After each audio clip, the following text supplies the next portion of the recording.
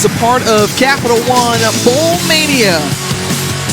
Here from the Magic City, a great look at downtown Birmingham as Coastal Carolina making their third straight bowl appearance, taking on the Pirates out of East Carolina here from Protective Stadium. And we are ready to go as we say hello and welcome you inside the booth with the former Howard University and NFL quarterback Jay Walker. I'm Tiffany Green. Jalen Johnson down on the field. She'll join us momentarily. Well, there's so much to play for, especially at this point of the season. For these two teams, there is still a lot on the line for them. Absolutely. That's why this is one of the interesting matchups we're going to see. Every team in the country wants to end the season with a winning game on the field. But outside of that, talk about these two programs. Coastal Carolina trying to get 10 wins in a season, 3 consecutive years. That's great. And Mike Houston really has East Carolina trending in the right direction. They are really close to playing in a more major bowl game, but we'll see how they do coming in this game as the favorites. When you think about Coastal Carolina and just how chaotic the last 3 weeks have been for them, you think about, yes,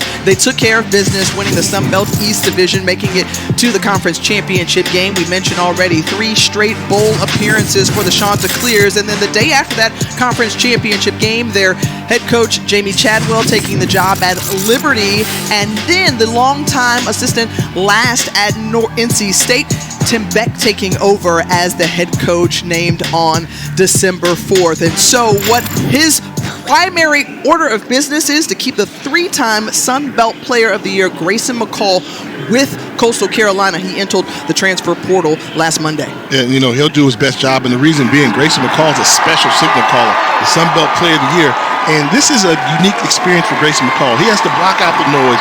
We know what he's capable of doing as a football player, but this game in particular, it's an audition. There are a lot of schools in the portal looking for him, trying to see where he will land. He's auditioning for other schools, but let's not lose the fact that he may stay at Coastal Carolina. Premier quarterback play on hand as the prolific passer out of ECU, Holton Ahlers, is the signal caller for the Pirates. Man, Ahlers is an NFL prospect quarterback. The big lefty can throw the ball all over the football field. You see the numbers. Nobody's thrown the ball better at East Carolina University than Holton Arms. No disrespect to Jeff Blake, my guy, but Holton Ahlers is a guy that can throw the ball all over the place. He's auditioning tonight for NFL scouts as well.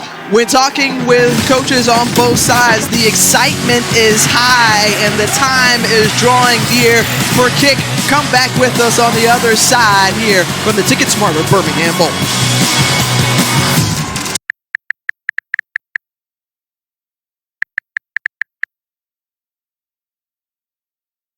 Text HOPE to 4HOPE. Free and confidential mental health support is just a text away.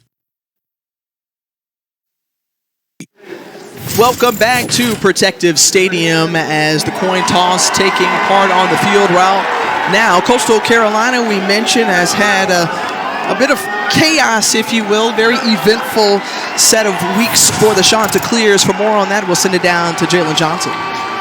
Thanks, Tiff. Yeah, chaos is probably the perfect word to use to describe what these guys have gone through. Grayson McCall, their QB1, going into the transfer portal, but deciding to play in this game.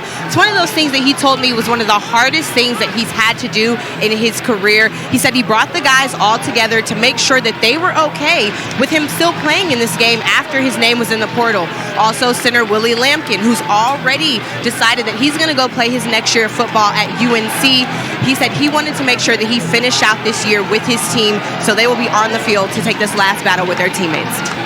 Well, thanks so much, Jalen. As you see there, the interim head coach, Chad Staggs, and all he has had to balance since Jamie Chadwell moved on to Liberty and the new head coach, Tim Beck. But he has been the one who's held everything together. And on the other side, Mike Houston in his 4th season leading this Pirate program. Boy, what a job that he has done in helping to rebuild and restore that program in Greenville, North Carolina. I mean, that's what Mike Houston does. And he must have something he likes about the color purple, because he came from James Madison with their purple and gold, goes to ECU purple and gold. So outside the colors, he keeps on winning. Won the national championship for the FCS level, back-to-back bowl games, and trying to get a bowl victory here tonight versus a very talented, questionable, what did Jalen say, chaotic Coastal Carolina club. Well, ECU wins the toss. They are set to receive it, and Liam Gray kicks it away, and we get things going here from Birmingham. Marlon Gunn on the return out of the end zone and nearing just about the 20-yard line for that 19-yard pickup. Well, Holton Ahlers, we told you in the open, this is a special talent, and the lefty can sling it. Oh, the big lefty's got a strong arm, can make all the throws. Question on the mobility. He's a good pocket passer, but they're going to try and put a lot of pressure to condense the pocket. But if you give him time and keep him upright, he will absolutely pick you apart offensively as a signal caller. 6'4", 230 pounds, and beloved by his teammates and his hometown from Greenville, North Carolina, and playing at his dream school here, trying to help the Pirates win the first bowl since 2013. The pass complete out to C.J. Johnson, and Johnson, we get a feeling in talking with the coaches that we will see a steady dose of Johnson on the outside. Yeah, they're going to have an opportunity to move him to the slot a little bit with a couple of injuries. So he normally plays outside. They're moving him to the inside. And if he can make plays like that, showing you the versatility he's got as he's nearing 1,000 yards on the season. Also out of that Greenville area, played at Conley High School. 2nd and 2. Ahlers tossing it out again, and once more the pass complete, this time to another Johnson. It's Jalen Johnson. Jalen Johnson working sideline for us, right? And she's also on the field. But you also take a good look at how quickly Ahlers is able to get rid of the football for a lefty. Very quick release, high spin rate, nice velocity, strong arm. But also, I really like that quick release. Been about a month since ECU last hit the field, 314 yards in that win in the era over Temple. And this one, again, complete. So 3 completions, 3 for 3 early on, and 3 different receivers. That's Isaiah Winstead. Yeah, good job getting the ball to Winstead. The transfer from Toledo as well as Norfolk State, middle of the field. That's a quick crease. And you see, they was able to get the ball there to him in a hurry. Nice route, nice design schematically. 1st and 10 from the ECU 45-yard line.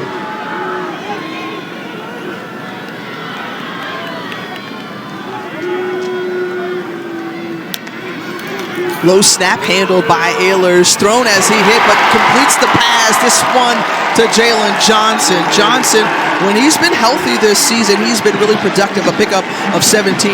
Jamar Brown on the tackle. Well, this is great quarterback play. Look at this ball where it's snapped. He goes down to get it. He's got to get rid of that ball with a split second. So that's knowing where you're going with the football before the ball is snapped, and then having the quick release to deliver the ball up the field.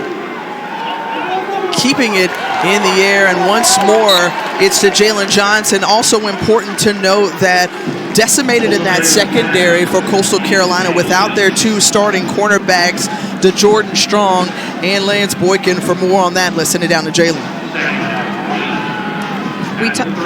We talked about those guys that have opted out or the ones that decided to stay, but the team wanted everybody to know that even though they're glad that Grace and them decided to stay and play in this game, they don't have any hard feelings against the guys who decided to go ahead and for the draft. How about this? Keaton Mitchell on the outside, his first carry, the dynamic sophomore running back who was pushed out of bounds by Taven Jackson, but that was after a 26-yard gain. Yeah, coming into this game, I thought Mitchell was special. He could be one of the best running backs in the country. And this is a school that produced Chris Johnson, who ran for 2,000 yards in the NFL. He shows those flashes with the speed, and they're able to make himself small and bounce outside in a hurry. 2-time first team All-AAC selection. Better than 1,300 yards on the ground to lead the conference. Now 1st and goal for the Pirates. Ahlers, who's been 5 for 5, incomplete, but a penalty marker comes out.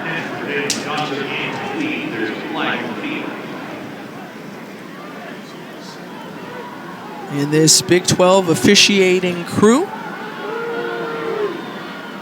signaling a false start. And so if it is, you want to move him back 5 yards. Illegal formation, offense. There were more than 4 players lined up in the backfield. 5-yard penalty, first down. Tuda Salam, our official. So backing up. That right there, just too many people in the backfield. You see the flag was thrown early. But if you're East Carolina, you're saying, hey, I just have more real estate to work with now. They've been using the pass effectively.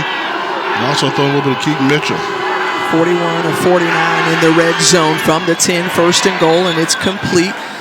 As Kerry King, or excuse me, incomplete. It was pushed out of bounds, so second and goal. We talked about how, again, number of players opting out in that secondary, and you see there one of those feet out of bounds. First incompletion for Holton Ahlers. Chad Staggs, you saw him on the sideline, who was the defensive coordinator, still calling the plays on defense. The ruling on the field of an incomplete pass is under further review. Pretty close, but one foot was clearly out of bounds. But this is a college football game, so all you need is 1 foot down. Are they trying to look to see, did he get the foot down prior to the foot clearly being out of bounds on the sideline? Let's see. I thought that foot was off the ground. We had another angle going up that sideline. All right, it is a pretty good look there. Bang, bang. Again, the call on the field was an incomplete pass. Unless there is irrefutable evidence to overturn that, Jay, it would be difficult to see that one ruled as a completion. Yeah, and I think as you slow it down, that foot, that right foot, is it down? Is it off the ground? That's out. Then you start to see the drag. I think that's going to stay an incomplete pass. I think so, too, because does he have... close, but that foot's coming down. So I think the foot right there is airborne. It seemed like when he actually took possession of it, when he stamped that other foot down out of bounds, it didn't seem to have it all the way in and a foot down in the field of play. Well, this East Carolina team coming in at 7-5 on the season, finished tied for 6th in the American, looking for back-to-back 7-win seasons. They've been able to accomplish that under Mike Houston, but as we mentioned before, seeking their first bowl win since 2013 when they downed Ohio in that Beef O'Brady's Bowl. Still taking a look at this one. And I'm going to go back to, unless you can absolutely say with 100% certainty that that foot was in bounds, I think you go with the call that's down on the field.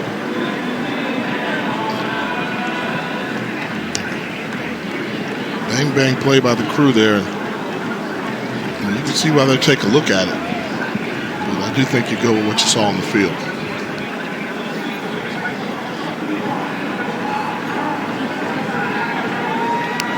After review, the ruling on the field stands. It is an incomplete pass. Second down. And that's one there. That's a teachable moment. So Kerry King, the receiver, number 17, just a true freshman. So next year at this time, he makes that catch and he drags that foot along before he goes out of bounds, knowing where he is on the football field. So after the review, it's second and goal from the Coastal 10-yard line. Holton Ahlers has been near perfect on this drive to bringing him within striking distance. Drops back to pass again. Looking, pressure from behind. Gets it out of his hand. But coming up from behind was Jaquan Griffin. Griffin transferred in from Georgia Tech. And I'll bring up third and goal. And one of the times they made him escape from the pocket, the pressure's getting there. They stopped him from his rhythm. First read was not there. Didn't have time to look for a secondary read. Big play by the Chanticleer defense. And this is where ECU can be so hard. Their wide receivers are 6'3", 6'4", across the board. If they can find a one-on-one matchup, they really like to expose those 50-50 jump ball opportunities. And they're taking an opportunity to review that last play again to see if the quarterback's knee was down or not.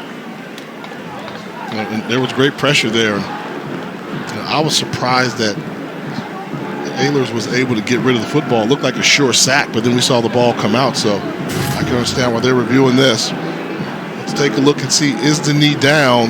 Yeah, I call that down. That's a sack.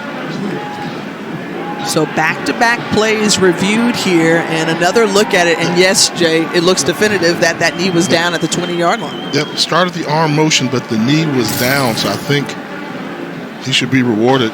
Griffin should be rewarded with the sack in that situation.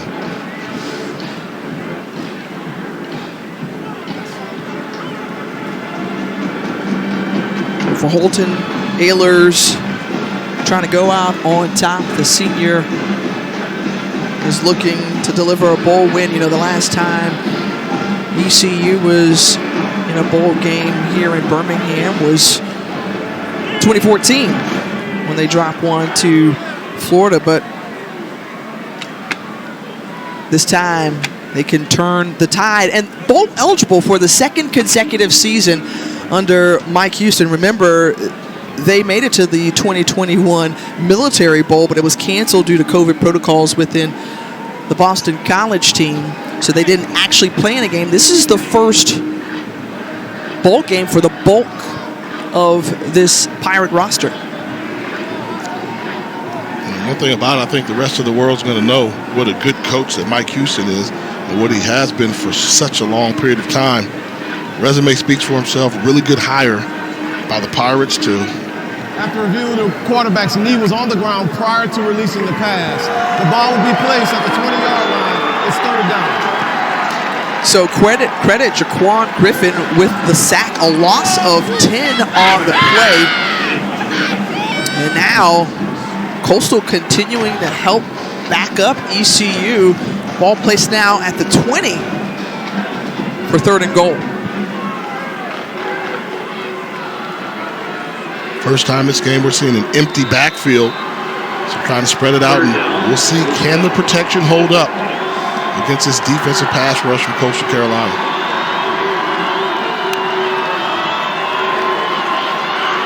Ehlers calls his own number the entire way, taking the contact, getting back to the ball was last spotted, pickup of 9. A good hold there for the defense. JT Killen among others there to slow down Ehlers. Yeah, what a good job. I mean, they got pushed around for most of that drive, but once they got inside the red zone, they made things tough for East Carolina. And having an offense that came out on fire with the opening drive, able to have them settle for a field goal attempt. Give credit to the defensive coordinator / interim coach Chad Staggs, having his defense get tough down inside the red zone. 28-yard attempt on the opening drive here for ECU. Andrew Conrad lines up. The hold is down, and it is good. So the Pirates strike first, and they get on the board here from Protective Stadium. Come back with us. We'll see Coastal. What's the Grinch got in store still this holiday season? Come back.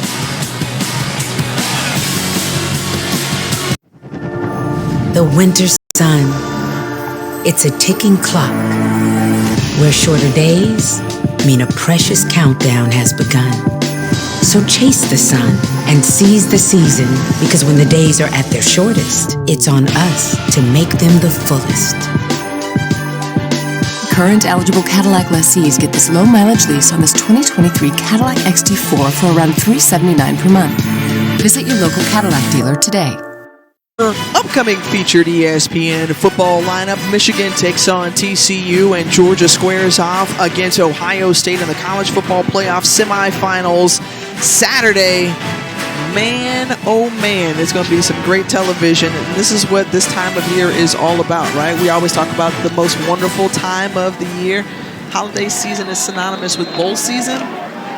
Michigan, can they not live with, or shake that regret from last season and take down TCU, who's coming to crash the party? An heavyweight matchup, an open around matchup. You normally expect to see Georgia taking on Ohio State in the championship game, but it'll be a playoff game. Big time programs will be on display. Coastal receives it as Taven Jackson on the return, and a first chance that we'll get an opportunity to see Grayson McCall and just what he has done this season for the Chanticleers. Boy, he is a dynamic quarterback who could translate to the next level. We'll see where he decides to go next, but his numbers quite impressive. 2,600 yards plus through the air, 24 touchdowns, and just 2 interceptions this season for the redshirt junior out of Indian Trail, North Carolina. And so now, ranking number 1 in a number of categories. 3-time Sun Belt Player of the Year hands it off to Reese White. And White with a pickup of about 5 yards. When you look at this Chanticleer's offense, a spread option team. They like to hold on to the football. They possess it better than 32 minutes. And they like to keep it on the ground, and that's what they do. The first 2 plays is a strong run up ahead by Reese White. This one good enough to move the chains. You see Reese White just showing you downhill running. One step running through would-be tacklers. Meet you at the hole. That's Miles Berry, one of the better defensive players for East Carolina. Got a nice little introduction from Mr. White. Senior out of the Atlanta area now. 1st and 10 from the 32.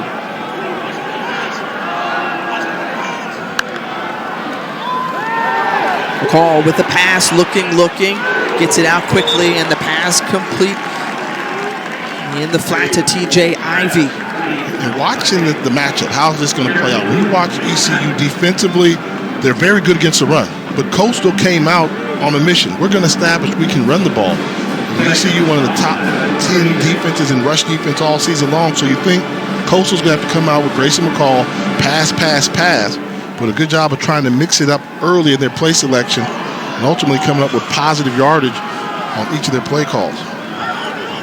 You see there in stopping the run this season, just allowing 111 yards on the ground is this Pirate defense. But Jarrett Brown, a valuable player for this team, was knocked pretty good by Gerard Stringer. Yeah, but this was a fantastic play by Malik Fleming from the cornerback position. He's being double-teamed. Pardon me, that's number 7. As you mentioned, Stringer getting double-teamed. One blocking him in the front, one in the back. Still not going to be denied to slow down that play. The safety who's been banged up the last couple of weeks, nursing a hamstring injury, looking strong here. First 3rd down on the way for the Sharks. And the pass is complete right at the sticks, and I think that's going to be good enough for a 1st down. It was into the hands of Jarrett Brown. Brown, who really did a nice job this season, filling the role kind of wherever was needed on offense. They were thin at running back earlier in the season, and so he stepped in, and he's been rewarded with that Sun Belt Freshman of the Year. We'll call 14's number quite a bit tonight. A little more than 8 minutes to go in the opening quarter. The handoff to Braden Bennett. Braden Bennett with a short gain. Guys up front able to move the pile for Coastal Carolina, led by their all-conference center, Willie Lampkin. Another one of those guys that entered the portal, but getting that forward push, able to win the battle at the line of scrimmage, running the football against a very good run defense. You know, and we heard Jalen talk about Grayson in the portal and Willie Lampkin in the portal. I agree with those guys going in the portal. I'll explain to you after this play here. C.J. Beasley joining the backfield, and offsides. Looked like defensive offsides on the Pirates. Player jumping into the neutral zone. Yeah, so that'll be 5 yards there, but Offside, number 8, defense. Enter the neutral zone, drawing an offensive reaction. 5-yard penalty, 2nd down. So everybody now knows the transfer portal's there. Like it or not, it's there. But for guys like, you take a guy like Willie Lampkin, all-conference center, Coastal Carolina. He's 6 feet, 275, 280 pounds, but he wins his battles all the time. Doesn't matter what level competition he wins. Well, if he wants to say, I'm going to go up a level of competition so I can show the NFL scouts that I can play at a high level, why not? Why not? He's done all he can do at this level. Grayson McCall, the same thing. Some will question whether or not, he plays in an offense that's, unfamiliar with, not pro-ready. Bobbled snap, and fortunate to come up with it and hold on to it as Jeremy Lewis and a slew of other purple jerseys were around him. Loss of 6 on the play. See right there, we talked about Willie Lampkin, then the snap might have been a little bit off target there, but McCall does a good job of minimizing the damage. But this is where, if I'm Grayson McCall, I want this game. East Carolina gives up almost 300 yards passing per game. People want to see, can Grayson McCall light them up for 300-plus yards passing a game, and also about 50, 60 yards of total offense of rushing yards as well. On 3rd and 7, chased out of the pocket, keeps his eyes downfield, has a man open, and just misses Jared Brown. Oh, but penalty markers fly out. A couple of them near the 50-yard line.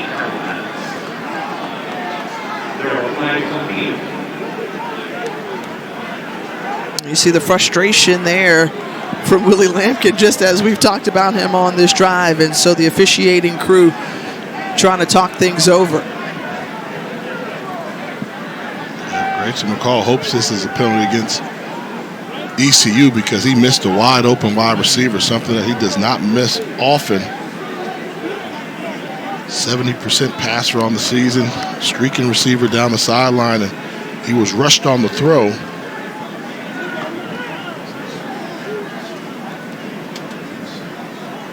Coastal Carolina, we talked about, #1 in pass efficiency, but we'll see what the call is here on those 2 penalties. There's 2 fouls on the play. Holding, number 57, offense. The penalty is declined. After the play was over, unsportsmanlike conduct, number 57, Coastal Carolina. This is first unsportsmanlike conduct foul of the game. 15-yard penalty, it's 4th down. Well, just as we were giving some glowing remarks about Willie Lampkin, a couple of miscues there and backed up another 15 yards. And it was the frustration we saw after the play.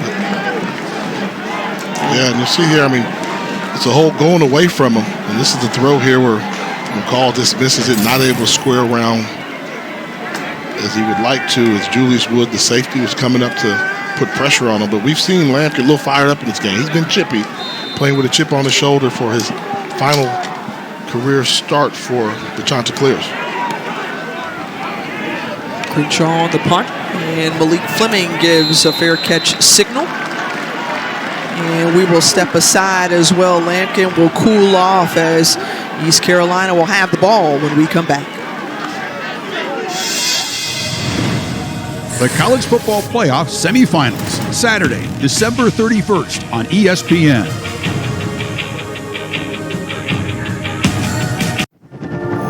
The winter sun. It's a ticking clock where shorter days mean a precious countdown has begun. So chase the sun and seize the season, because when the days are at their shortest, it's on us to make them the fullest.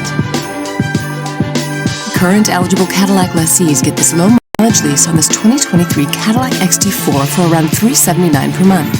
Visit your local Cadillac dealer today. Birmingham Bowl is brought to you by Ticket Smarter. Experience the power and excitement of live events with Ticket Smarter. Think smart. Think Ticket Smarter. And Dollar General. Save time, save money every day.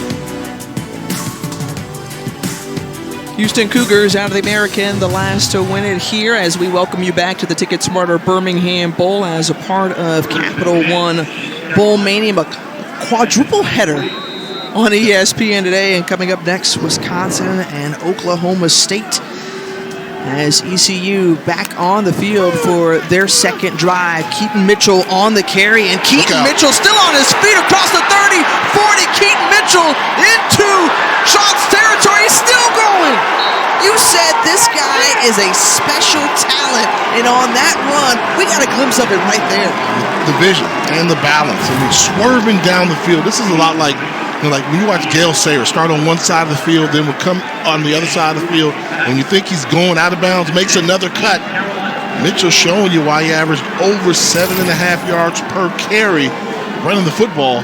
We knew he'd make an impact on this game, and I was good to see them give him the ball on first down to get him established. Second in the nation in that category, Jay, on that opening drive. 10 plays, 70 yards as Holton Ayler started out 5 for 5. Now he puts it in the air again and has room in the flat, and that's C.J. Johnson, but a penalty marker comes out. And I'm the type, I put pressure on the quarterback and the offensive coordinator, Donnie Kirkpatrick. If you're going to throw the ball on first down and not give the ball to Keaton Mitchell, then your quarterback better make a throw and complete the pass and pick up positive yardage. And that's good synergy when you can run and throw the ball. Personal foul, illegal blindside block. Number 1, offense. 15-yard penalty, first down. So another look at it here. That's called on Jalen Johnson. And you'll see it as he's going out there all. And that's what they're taking out of college football. He could have just walled him off. Instead, he lowered the shoulder, tried to do the little keep your head on a swivel block there. In college football, we've seen it all season long. They're calling it. If you could have gone up to him and pushed him and been just as effective, they wouldn't have flagged it. But we've seen it called tight, and they're not going to let you get away with those type of hits when a guy's not looking. Defensive player. And the officials still conferring. This is like an all-star crew, if you will, out of the Big 12.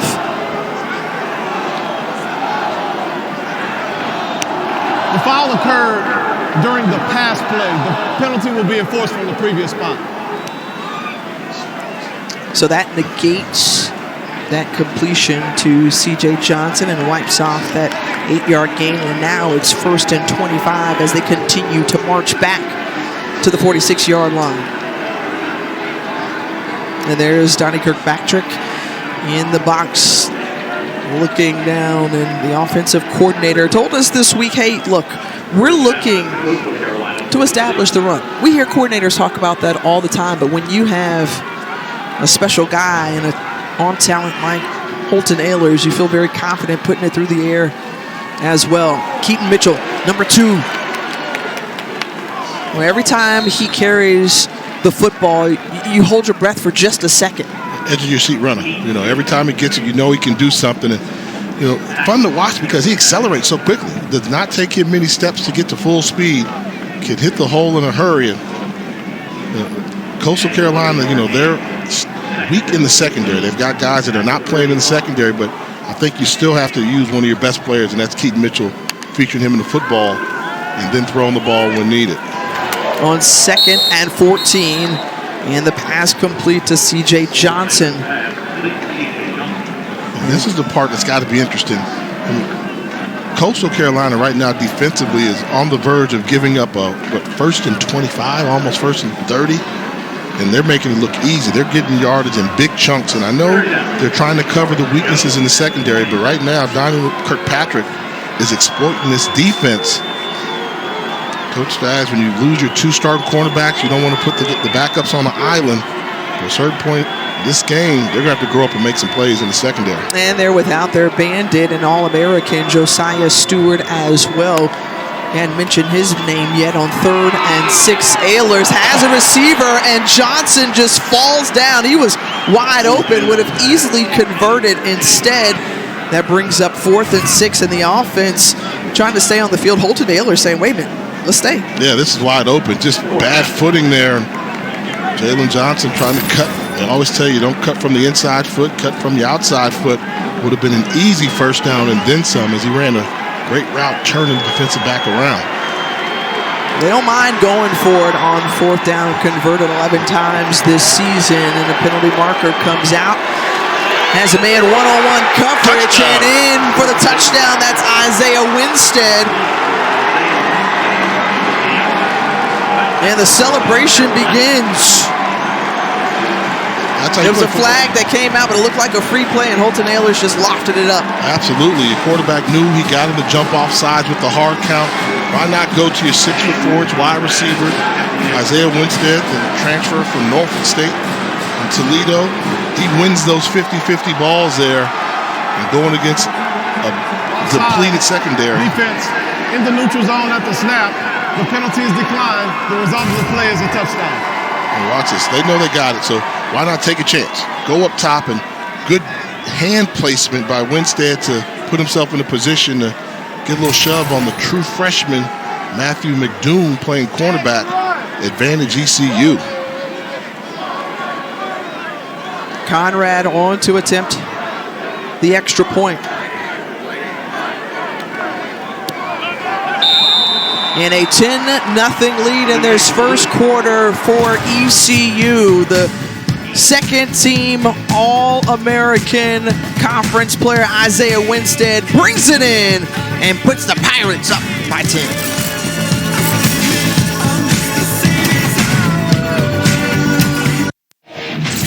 Let's take a look at tonight's clutch delivery, brought to you by Chipotle. One-on-one coverage on the outside, get the ball to your 6'4" wide receiver and make a play, taking advantage of the freshman in the secondary. Designed schematically, really taking advantage of the penalty by Coastal Carolina. Winstead, you see there, over 1,000 yards receiving, one of the top wideouts in the American Athletic Conference. And right now, ECU with the lead at 3:47 remaining in the opening quarter.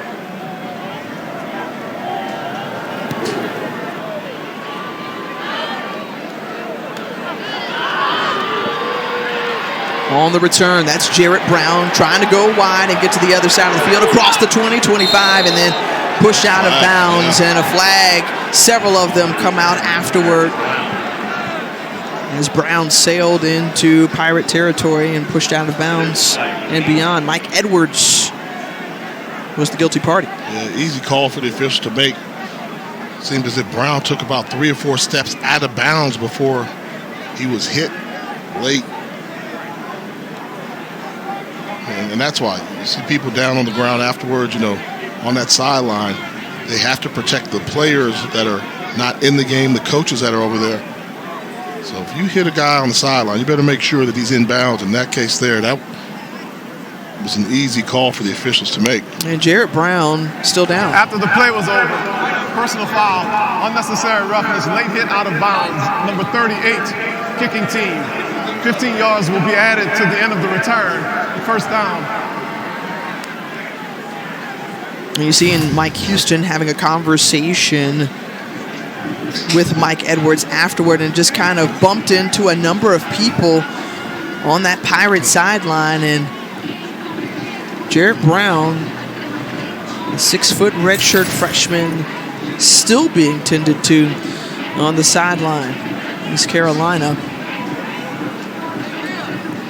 penalized the least in all of FBS football in terms of yards, but here tonight, slightly undisciplined already with 40 yards given away. Yeah, that last penalty, it wasn't malicious. It was a push, but the fact is, it looked like Brown was giving himself up like, hey, I'm out of bounds, took a step or two, and the shove came, didn't show any restraint. And let's hope for Coastal Carolina's sake that Brown is able to get up, and right now let's hope we can get up and then hopefully return to this football game. We've seen some chippiness on the field. Jalen, what have you seen from your perspective? Yeah, it's been a little chippy down here, Tiff. After multiple plays that we've seen so far, there have been guys kind of doing a little bit extra talking, a little bit extra pushing and stuff in. So we might want to keep an eye on that going throughout this game. But right now, I will make sure that I give an update for you guys on Jarrett Brown as soon as I get it. Well, thanks so much. We appreciate it. And we hope, like you said, Jay, everything is okay with that young man and the fantastic season that he's had thus far for Coastal.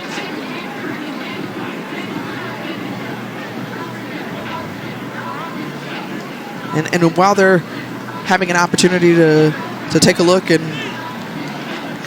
just see about Jarrett Brown, who is now standing on his feet with some assistance, but the body language says a lot there too.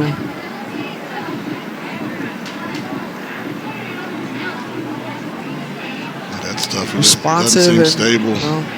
It's going to be a long walk all the way across the field. He's over on the East Carolina sideline. Gonna need some assistance getting over there.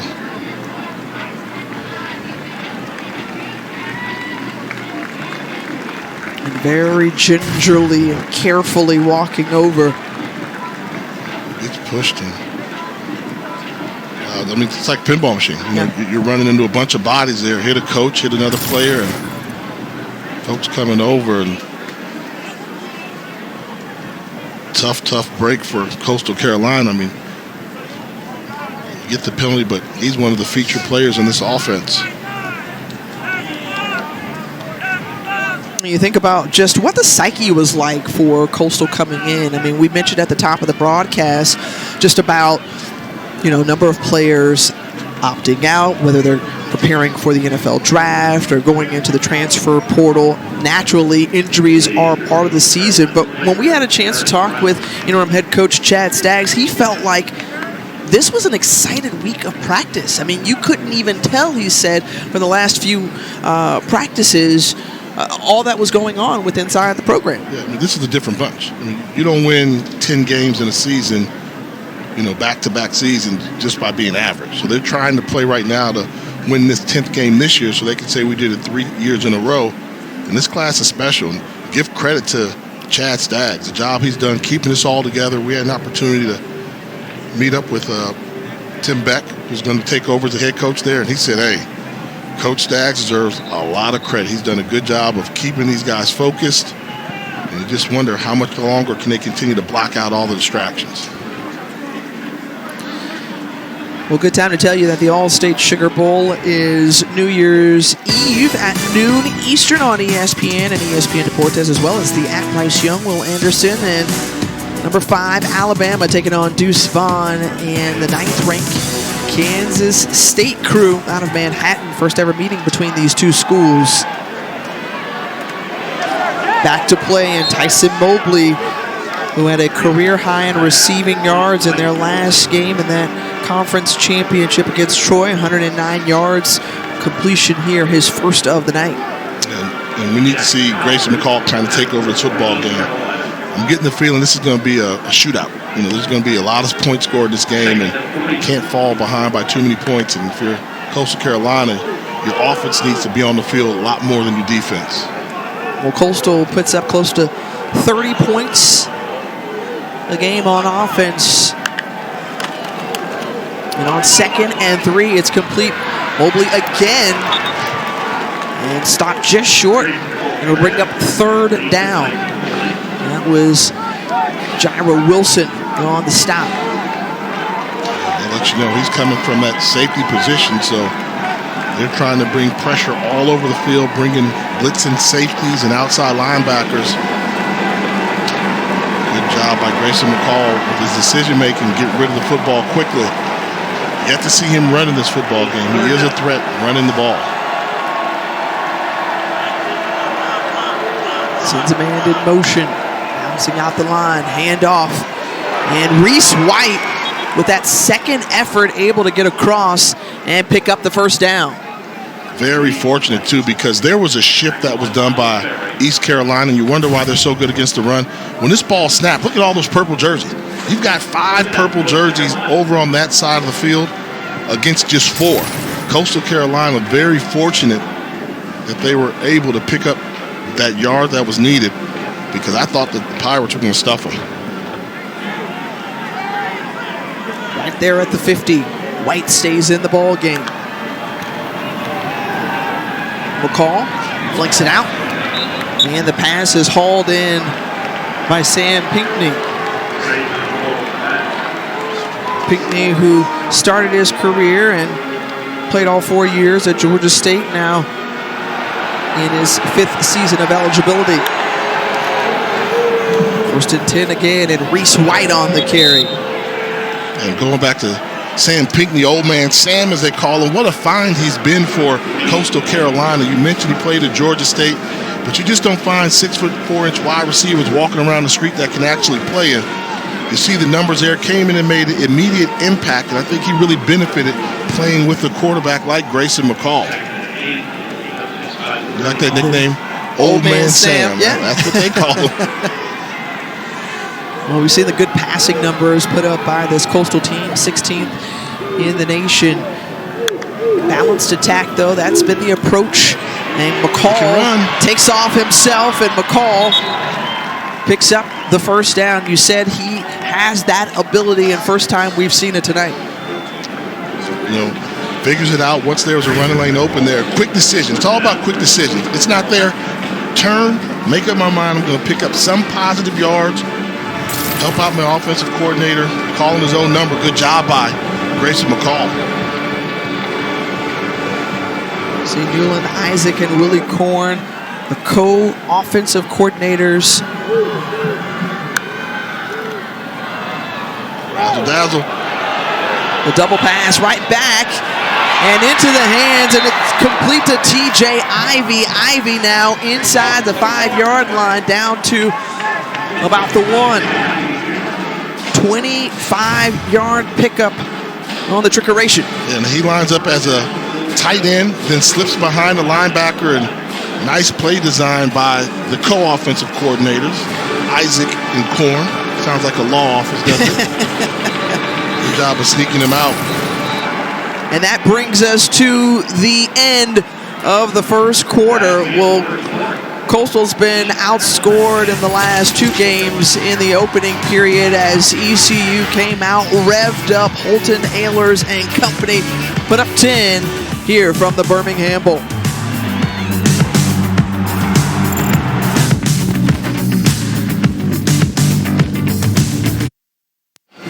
There it is. There's the trophy. The Progressive Bowl Challenge Cup is here at the Ticket Smarter Birmingham Bowl and will be awarded to the conference that has the highest winning percentage in the postseason. As we take a look at the standings, who do you think is on top? Oh, man, they put it up too quickly. The ACC currently atop. They've got 7 bowl games remaining, but a lot can change over the next week or 2. So it's all good. Got a long way to go. Absolutely. Still got to run that race. But here, more importantly, first and goal, Coastal trying to answer, get on the board, and Grayson McCall finds his way just short of the end zone. They say yes, it's a touchdown. He's in. He was trying to push and push a little bit through, and you see McCall afterward having some words with the official, as that was a hard-earned touchdown sneak in. Yeah, once again, McCall saw the shift and realized they were running uphill. What do we mean by uphill? When they've got more bodies where the play is designed to go than you have. So he saw the shift and said, if we run the ball to the left, we're not going to get there. He pulled it, called his own number, and got just enough yardage to get across the goal line. 2 rushes, 10 yards for Grayson McCall. Boy, he was spectacular on that drive. 4 for 4 for 47 yards through the air. And then coming away with a touchdown. Cade Hensley on to attempt the extra point.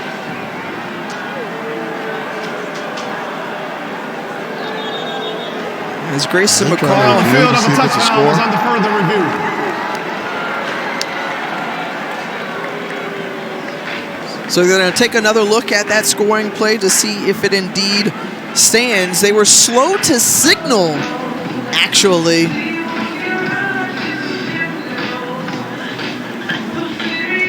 And so Tuta Salam will sprint to take another look at it. Yeah, he's got to go all the way to the opposite 20.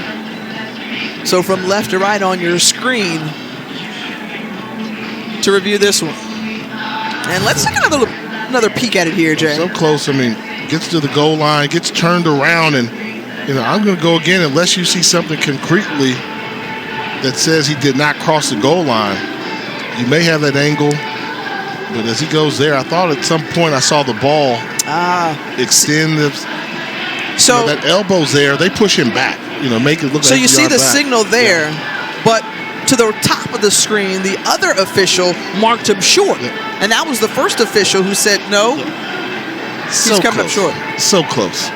I mean, when he makes that spin, and I'm going to go back. Are you 100% sure the ball did not cross the plane when he makes a spin right there? I mean, close. Based on that, I would say he's short. A little bit, and I can see that. But then there was another official that saw it, so it's definitely close. Yeah, and from that angle. And that ball was in the left hand, so I'm going to think you're right that he may be a couple of inches short, but. After review, when the quarterback's right knee was on the ground, the ball was short of the goal line. It'll be second down, just short of the goal line. So they reverse the call on the field, and the offense will trot back on for Coastal as Grayson McCall was stopped short in his last attempt. Now this is where you'd like to see one of those instances. You take it under center, and you just push it in. Now this is a spread option offense that we've seen so many teams around the country, you know, take it out of the shotgun, but he's standing at about the 6-yard line. The ball's placed on the 1. Give it to White, let him run downhill. Option. And they pitch it out in that option, and Reese White walks into the end zone this time for the touchdown. So Coastal Carolina officially now on the board. Good job. I think everybody thought they were going to give the ball to White, let him just run up the middle. Well, move him to the sideline. You got a quarterback that can run, come in, make the quick pitch into the end zone. Good job by the Chanticleer offense, scoring their first touchdown of the game. Hensley trying to cap off this 9-play, 60-yard drive. 4 minutes taken off the clock, and the second offensive possession yields a touchdown for the Chanticleers. Good job, and it was a nice, impressive drive, but how they were able to get down there with the big play there, schematically, they drew up some things that really did. Let's go back to the big play that really helped them get down there when they did the razzle-dazzle. The first thing you have to do is identify TJ Beck. He's going to stop block on this guy here and then get a free release. And once he gets that free release, you're going to see number 11, Jeremy Lewis, peek in the backfield.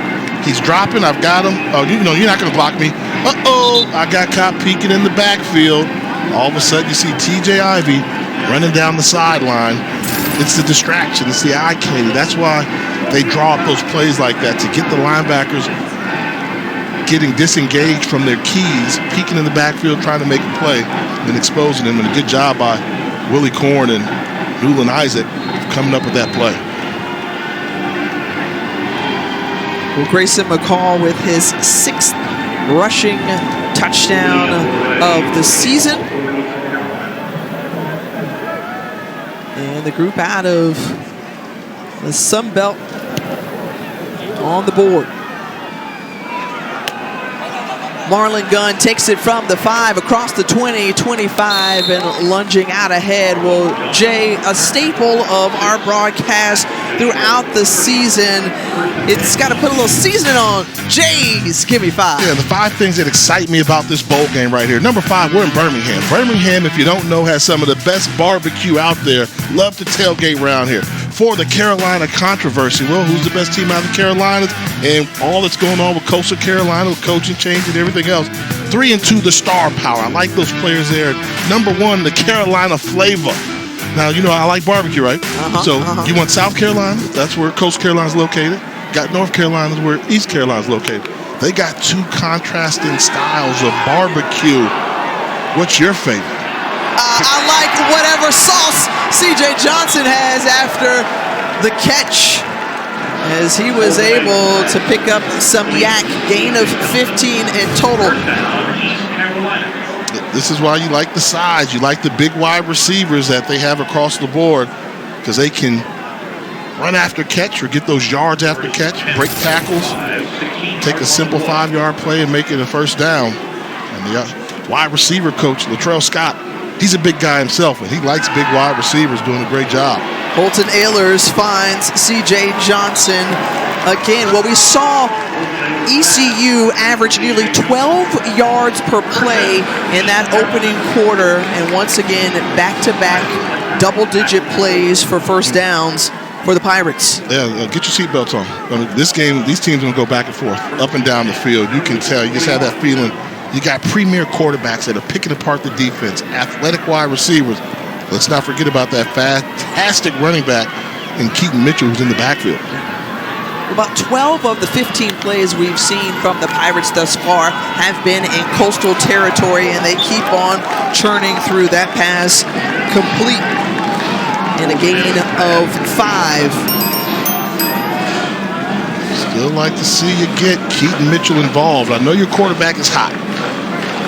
Holden Ahlers right now is hot. He's picking them apart, making it look easy. And I think Coastal Carolina's content giving up the throws in front of them. So they're going to make him stretch the whole field. But I think that Mitchell can be a game breaker from the running back position. They give it to Keaton Mitchell, and he's snuffed down and brought down behind the line of scrimmage. A loss of 2 coming in very swiftly to make the tackle. Was number 30. And it starts with that penetration up the middle by Gerard Clark, number 15. He's a big man, nose tackle position there, then gets some help from the secondary. But look at that. That's a big boy right there. That's nose tackle. That's 6'4", 350 pounds. Hard to move in the middle. Gerard Clark. 3rd and 7. So far not able to convert here, but the quick pitch out ahead, and Keaton Mitchell standing at the right place, right time. But what a tackle made. And a great play by Jaron Parker to stop Mitchell short of the first down marker. Oh, man, he would have taken this to the house. Great recognition by Ahlers, throw the ball, quick little flip. And if he does not make that tackle there was daylight and a blocker for Keaton Mitchell. 2 yards to gain. 4th down.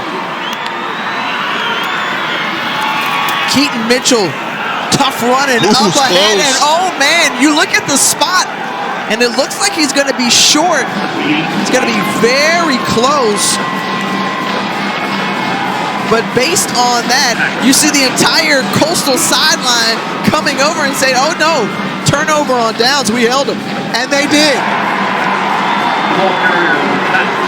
And you see interim head coach and defensive coordinator Chad Staggs pumped up about it. Well, he's saying get off the field because he knows that the way that they've been challenging stuff in this game, and the replay booth is looking at everything, they're going to take a look at this again to see if the spot was right. But give it up for the Black Swarm defense coming up with a stop on 4th down.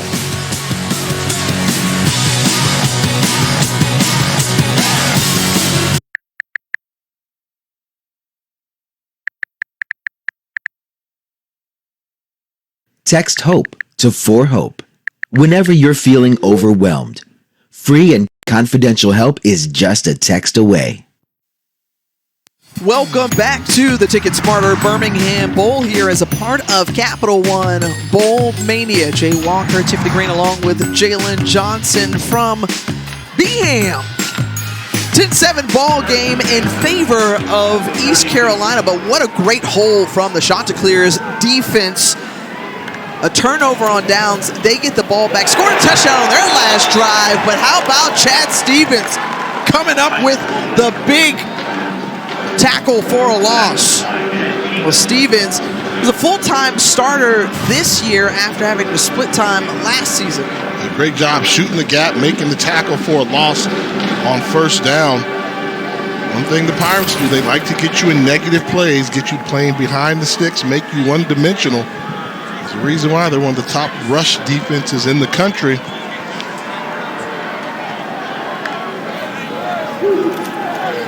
McCall quickly getting it out on the perimeter, and that's C.J. Beasley. Beasley with a gain of about 6.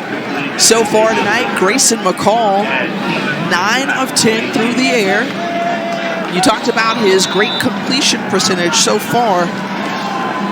It's at about 89%. And currently an injured Pirate on the field, Chad Stevens, pops up under his own power. Out of Greensboro, North Kakalaki.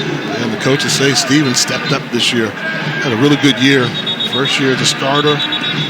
Played well, and the future's bright for that young man. Good size. We saw him make a fantastic play in this drive earlier. You talk about Grayson McCall. Just makes everything look effortless.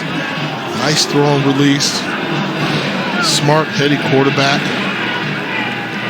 True dual threat guy. And he and his offense have been effective on 3rd down, 2 of 3. This one got to pick up 9.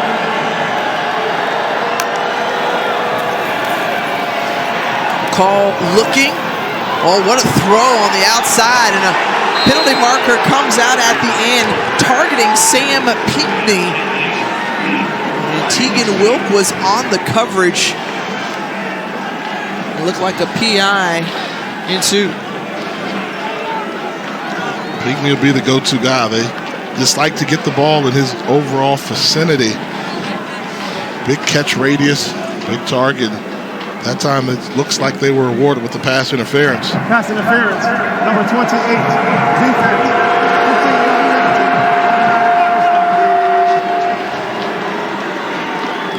No correction, that was Siobhan Ravel who was on the coverage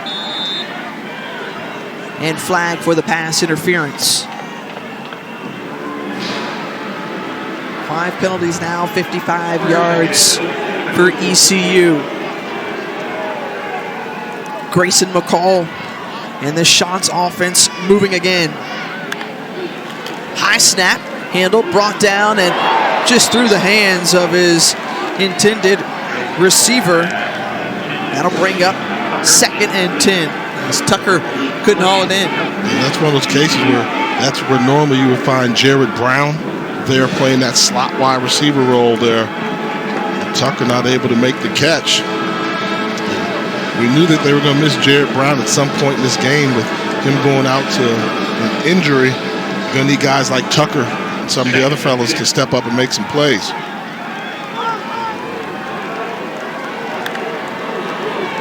See a lot of movement and shifting, and the pass complete to the outside. That's Tyson Mobley. Mobley, who has been a favorite target tonight of McCall. 4 catches now for Mobley. And for more on the injury update to Jared Brown, let's send it down to Jalen.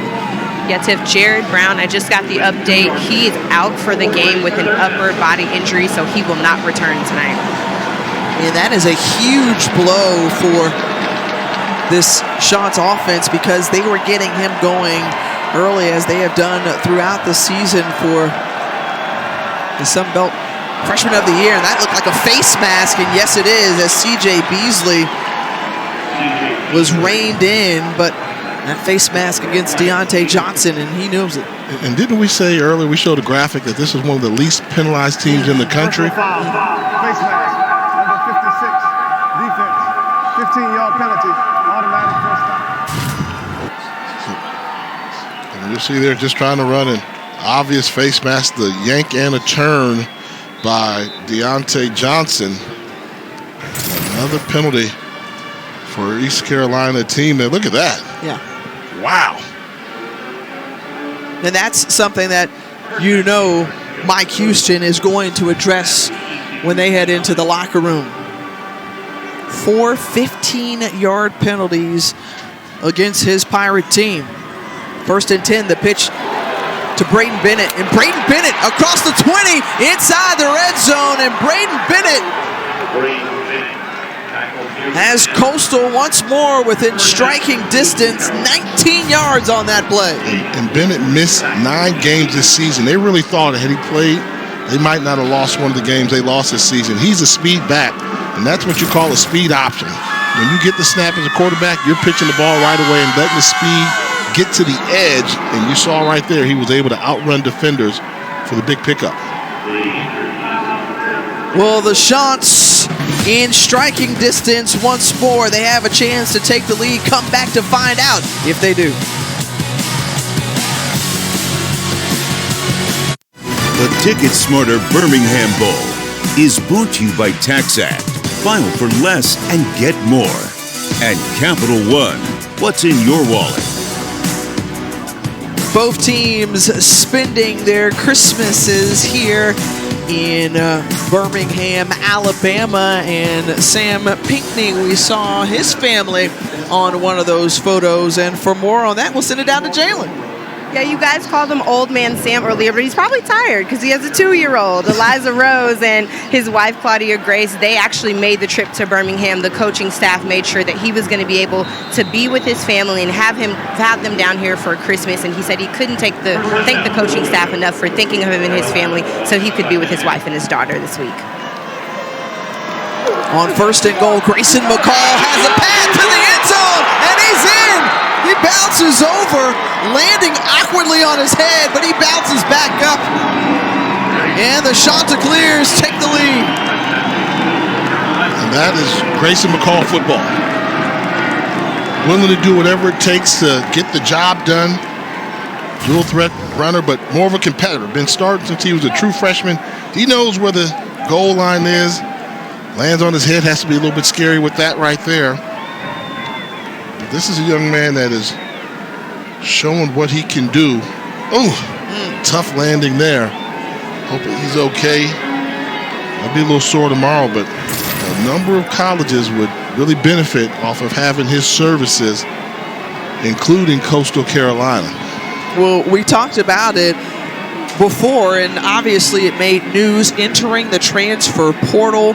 Grayson McCall deciding to play and finish out this season to try to collect back-to-back bowl wins for this Coastal team. And when we talked with Chad Staggs, he said, look, that's the type of leader that he is. He says, I've got to play with the ones that I've got, and Grayson McCall is obviously an important piece of that. With an injury on the field, we will step aside. 8:52 remaining here from the Ticket Smarter Birmingham Bowl. All right, welcome back, and taking a look at that last scoring play. You see Grayson McCall landing awkwardly on his head. Elijah Morris, the ECU player in your near screen, was down for a moment. He headed into the tent, and obviously a scary moment for both sides. Grayson McCall also found his way into the tent as well. Meanwhile, 14 unanswered points for the Chanticleers. They're on top, 14-10. Well, Friday night we'll have a lot of orange at Hard Rock Stadium in Miami Gardens. Number 6 Tennessee takes on number 7 Clemson at 8 Eastern, 5 Pacific on ESPN. And of course, you can catch it on the app. Not who we thought would be at quarterback at this point in the season, really, for either team, Jay, before the season. But Joe Milton and Cade Klubnik should put on a great show. Yeah, Milton, waiting for this opportunity. I remember when he was a quarterback at the University of Michigan, then transferred to Tennessee, got off to a rough start there. Hendon Hooker won the job, but Milton stepped up, made some plays late in the season. And anytime you be a quarterback for a top 10 team in the country, it is a privilege. On his own goal line, Marlon Gunn bringing it out across the 20, 30. Marlon Gunn still on his feet. He's got some room, tripped up near the 49-yard line. A strong return and great starting field position for the ECU Pirates. And this is just speed right here. Just you run the color. On special teams return, you run the color. He doesn't see any white jerseys in the screen. By the time he sees the kicker, able to change directions in great field position to start this drive for the Pirates. When we talked with Mike Houston, he noted the fact that in watching some of the bowl games this season, special teams play was key throughout, whether the wins or losses. And right now, his special teams unit set him up nicely. Holton Ahlers on first down, the pass incomplete to Jalen Johnson. And I know you said it before, Jay, wanting to see a little bit more of the run game with Keaton Mitchell. Yeah, I think Mitchell's going to be a problem in this game. He's a force, but one thing about East Carolina, I mean, they're a throw the football first type offense.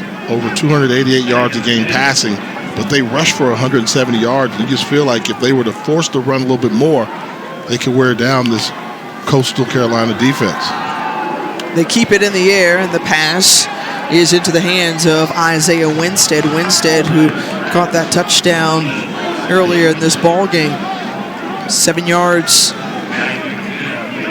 And now we'll see what Donnie Kirkpatrick, the offensive coordinator, dials up here. Look at Coastal defensively. Soft coverage. See, they're off. They'll let you try to execute, but they're not going to give you the big play. Free play, though, for Holton Ahlers going for it. And it's incomplete, but that'll go against Coastal. Offside, number 99, defense. in the neutral zone at the snap. 5-yard penalty. Third down. Correction, the 5-yard penalty results in the first down.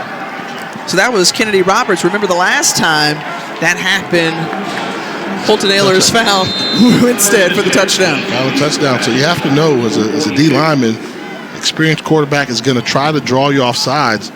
Really tough to have those guys up front resist when they're trying to get to the quarterback and pressure him with those fast twitch muscles. But you got to look at the football, read your keys.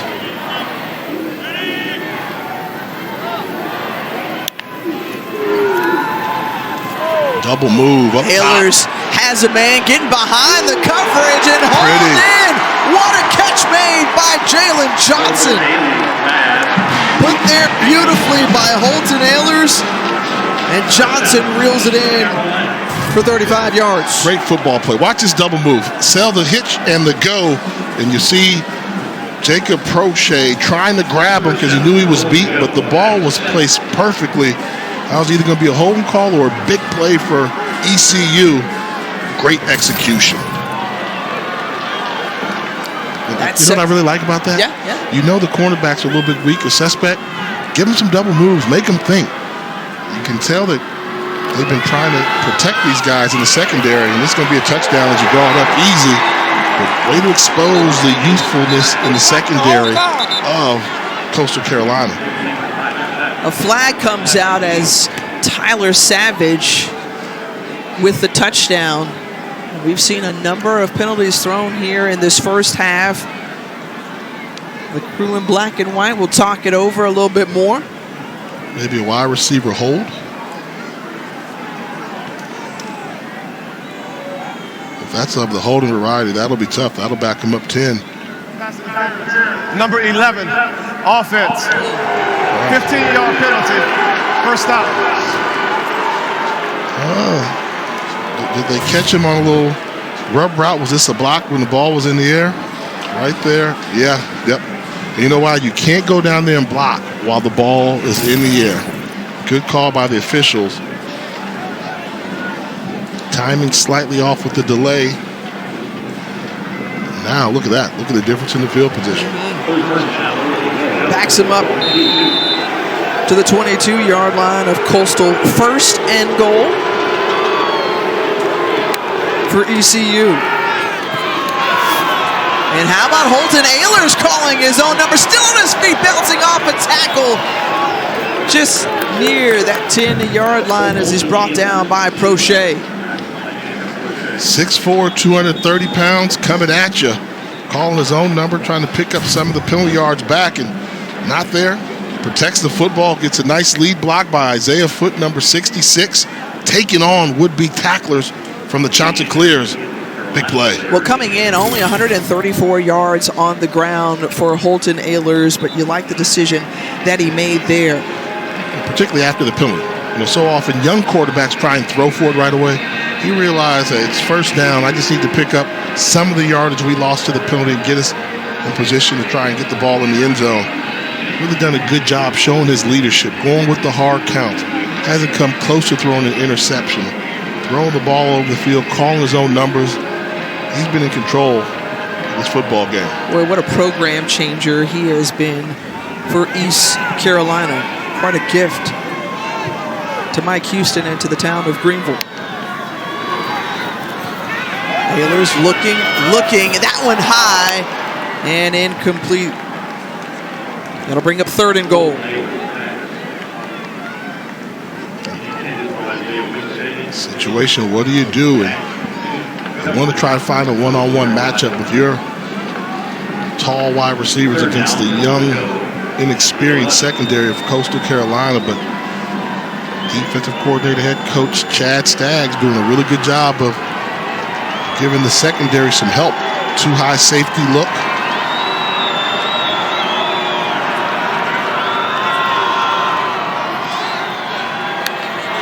(13 of 17 through the air for Holton Ahlers, and that one into the hands of Winstead. Touchdown, his second of the ball game, and ECU grabs the lead back. Again, some beautiful throws we've seen from Holton Ahlers. That one was only where Winstead could bring it in. And that's just when you got inexperience there. Getting cornerbacks on the island. This is what you call that 50-50 jump ball going against Jacob Prochet. And you have to be thinking, this is what's so tough for Coastal Carolina. DeJordan Strong, their cornerback, starting cornerback, getting ready for the NFL draft, opts out. Lance Boykin, a captain, getting ready for the NFL draft, opts out. If for a team that prides itself on so much team chemistry, tough breaking. We see East Carolina taking advantage of the inexperience at secondary.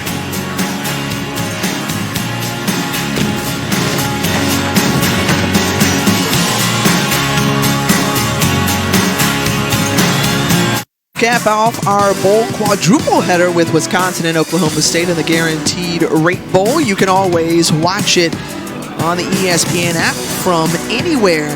The Badgers favored in that ball game. Meanwhile, Holton Ahlers and the Pirates of East Carolina on top 17-14. It's been a good ball game, just much like we expected, Jay Walker. You have great quarterback play. You know the offense is going to show up. And the defense is going to be a challenge. The question mark is obviously Grayson McCall. For more on that, let's send it down to Jalen. Tiffany, Grayson McCall is questionable to return to this game. While he was in the medical tent, you could hear some frustration coming from out of there. Head coach Tim Beck went over to check on him, but he did go back into the locker room, so we will see if he will return to this game tonight. We saw how awkwardly he landed the head and the neck area, so Jarrett Guess will come in and take over the backup quarterback.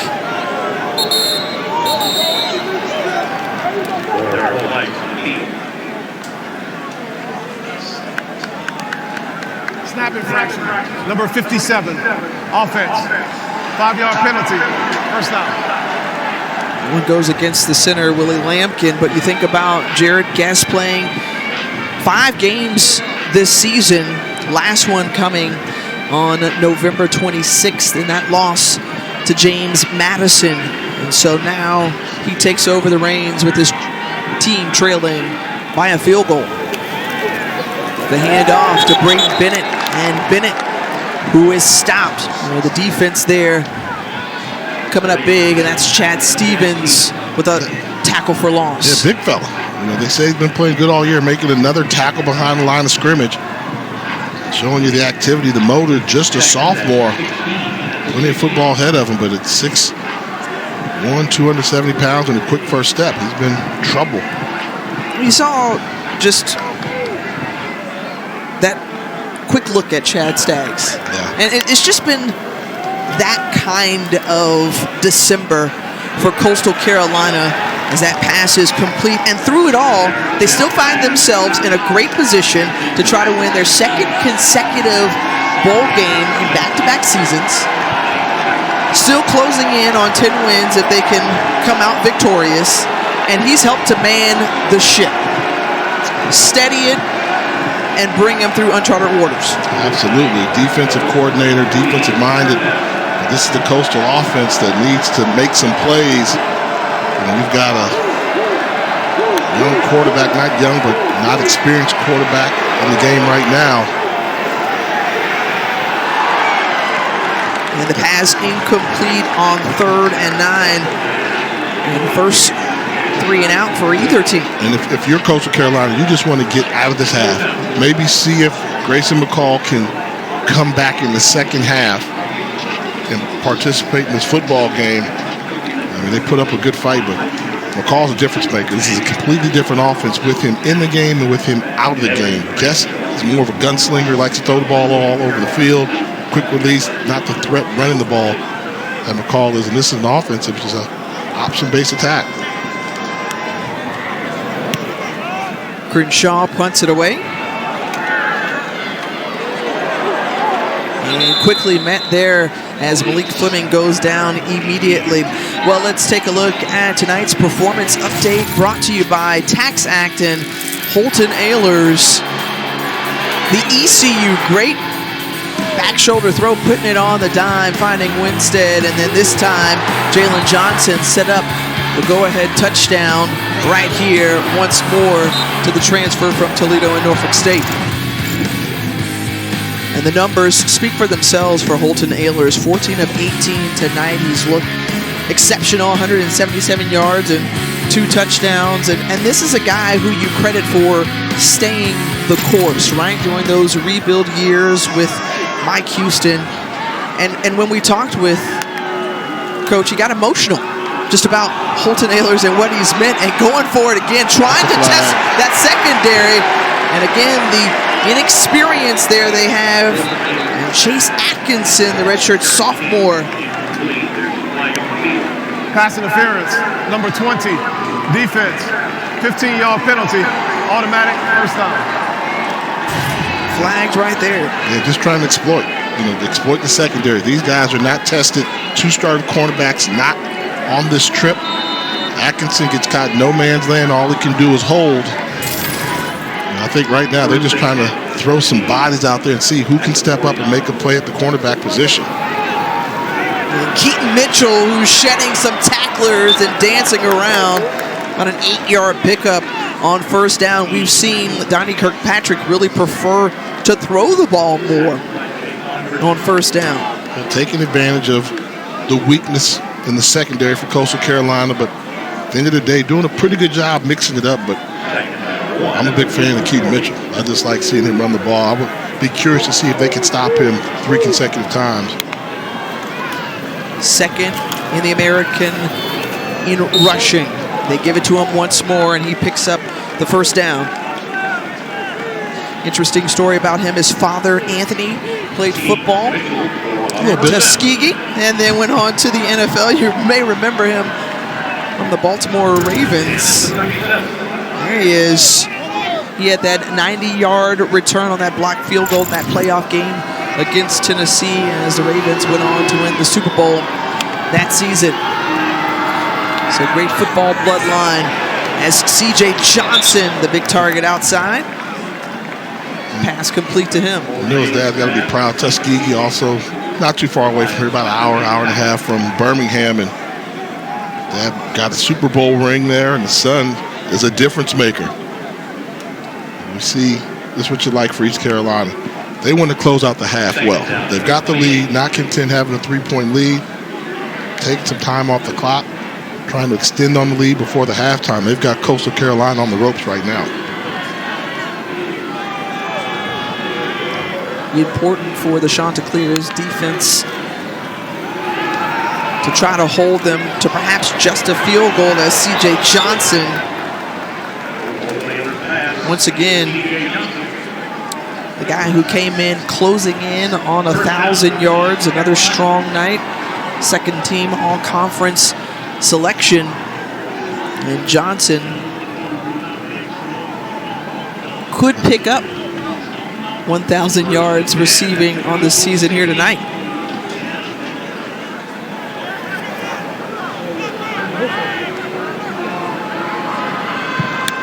First and 10 from the 16.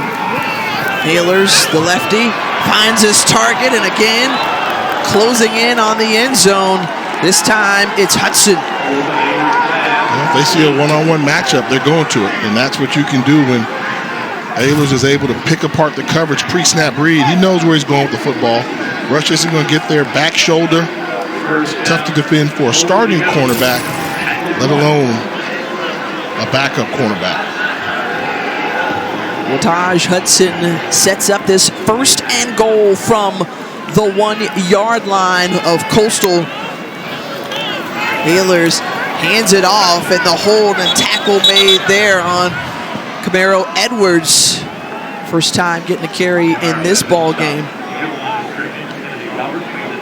I want to know where you're going to run the football. Yeah. So this is where you like having Gerard Clark, man in the middle. So you can run the ball a lot of places, but not up the middle when he's occupying the 2 gaps. And they put Keaton Mitchell back in the ball game. 13 touchdowns on the season, making number 14. He's in.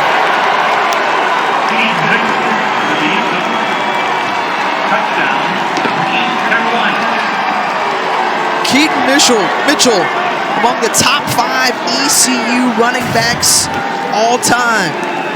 Going off tackle. Good job of turning him inside out by Justin Redd, another one of the transfers from Norfolk State, starting at that left tackle position. Look at that. Big hole right there. Good execution by the offensive line up front.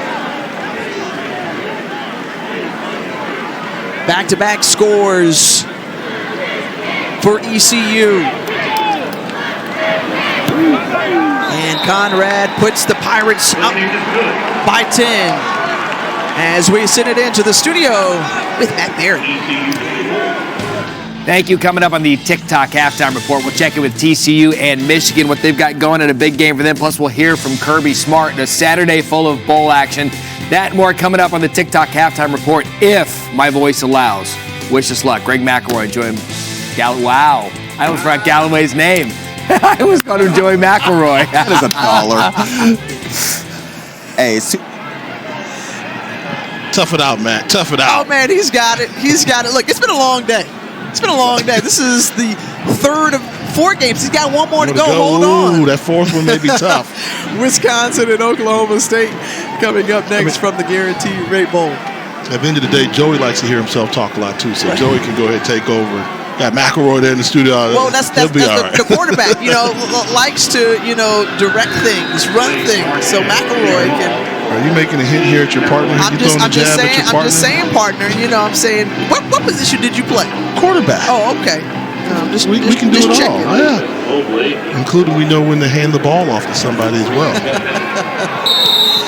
Where if you're just tuning in, Jay Walker, Jalen Johnson down the field, Tiffany Green as well. ECU was up by 10, then 14 unanswered points by Coastal, and then answered once more by the Pirates. And you've seen the jump that's been made. That was a program that was down from 2015 to 2020. And after that COVID year, it was Mike Houston who's been able to move this program back into a winning direction. And he was very candid with us. Hey, look, this has been a challenging rebuild, but we've been successful nonetheless, and a chance to bring home their first bowl game win since 2013.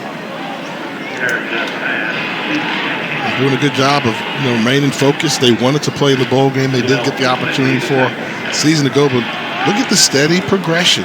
We talk about trending in the right direction. This ECU program is knocking on the door of establishing traditions. Yeah, he said, look, we've turned this program around. Now let's do something more significant and bring home a bowl victory. Remember, if you're just tuning in, Grayson McCall, the 3-time Sun Belt Player of the Year for Coastal Carolina. Quarterback went out earlier this quarter, so the backup, Jarrett Guess, now assumes that role. With 1:35 remaining here in the first half.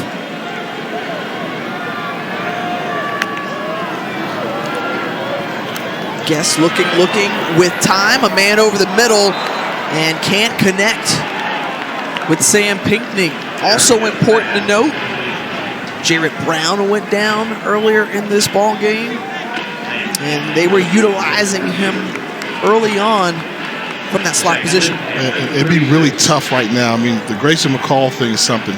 Entered the transfer portal, elected to play with his teammates, suffers an injury, and even if he's able to come back, I don't know if you bring him back in this game. I think you have to look out for the young man's best interest. He wants to play. Don't know if he's able to, but that's just something that's going to have to play out for the rest of this game. One of the worst fears I'm sure he had was, what happens if I get injured in this game? Am I less attractive to some of these other programs that may be interested in bringing me along?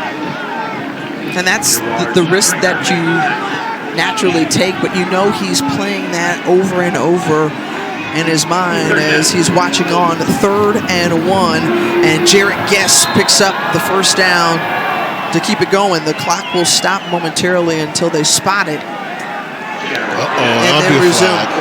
Take down. And that was Jeremy Lewis. And that was just unnecessary right there, Jay. Already the least penalized team in FBS coming in terms of yards. They're a season high. Yeah, he's got a towel, so he's walking away with his towel. Then I guess he's trying to say somebody took a towel or something. I don't know. And that could have been conceived as like a punch almost, but clear takedown going to cost him 15 yards. And now if you're Coastal Carolina, take advantage of another ECU penalty. Try and get some points on the board before the half. 8 penalties for 100 yards in the first half, Jay. And now you take a look at Jeremy Lewis, your defensive leader, go to the sideline after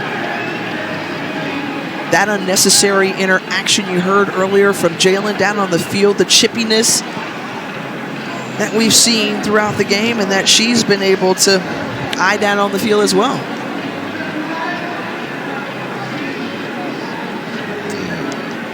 Long conversation there, but I mean, no matter what they say to you, unless a guy, we always see it, second person gets caught. Something obviously upset him a lot to make him react that way, but can't do that. Can't do that to your team.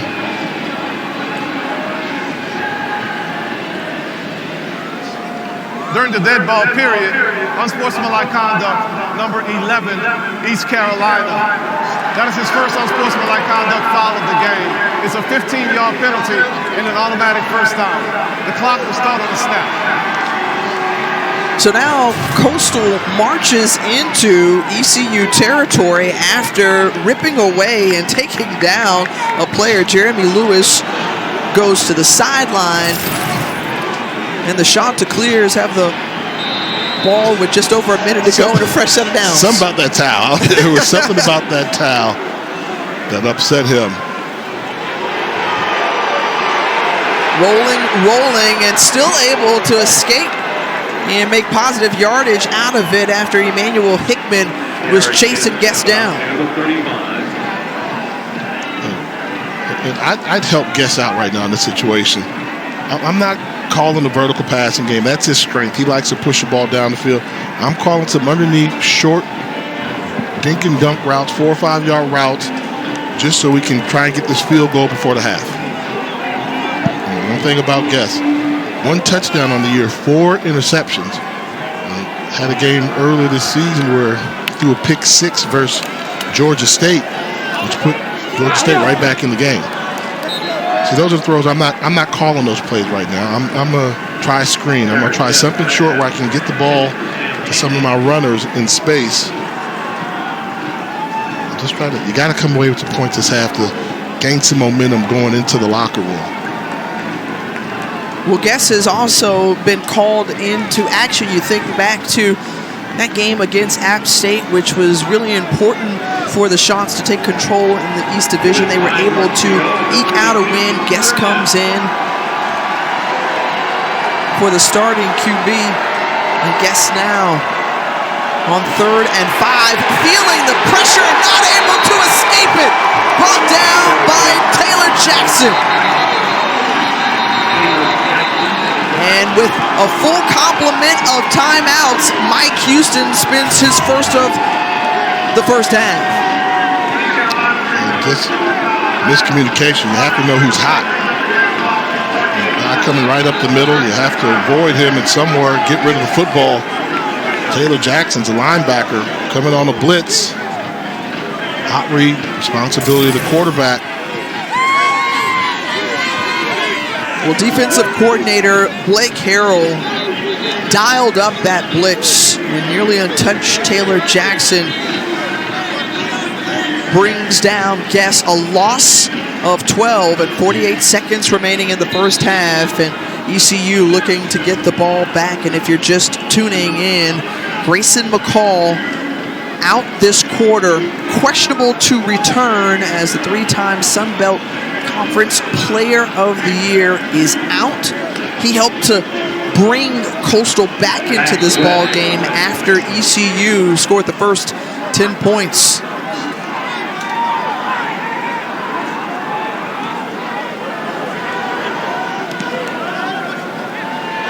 Flag comes out on the punt.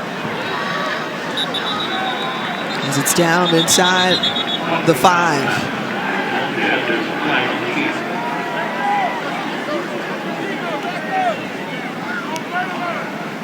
Illegal formation. Number 13, kicking team, is not lined up on the line of scrimmage. It's a 5-yard penalty.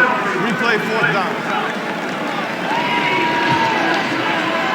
So try it again, but a number of penalties we've seen through the first 2 quarters, Jay. Yeah, plays got a little bit sloppy at times, kind of overshadowing some great quarterback play by both teams. Coastal Carolina just cannot get out of their own way right now. That was an excellent punt, pinning them inside the 5-yard line. Of course, East Carolina's going to take the penalty and try and set up some type of return. The true freshman, Evan Crenshaw, will try it again. And this one down. And fair caught at the 15-yard line. This is going to sound a little different. We'll see how aggressive they are, but with 35 seconds left and some timeouts and a Coastal defense that's kind of reeling right now, stopping the pass, I wonder how aggressive Coach Houston's going to tell Donnie Kirkpatrick, the offensive coordinator, to be with his play selection right now. Well, remember, ECU received the ball first to open the ball game, so Coastal will get the ball back. So we'll see if they still try to walk it down the field as Ehlers, who's been great tonight, 17 of 21, 213 yards, and they give it to Keaton Mitchell. They keep it on the ground, and he is stopped. Griffin is there to wrap him up first, Jaquan Griffin, and now they may be just content given the field position, the worst for either team, to take it into the locker room. Yeah, first play, running play to Mitchell. See, if he would have broke it, they might have got it stolen. But since he didn't, they're content taking to the halftime with this 10-point lead. Ehlers puts it up in the air. The pass incomplete, so 4 seconds to go.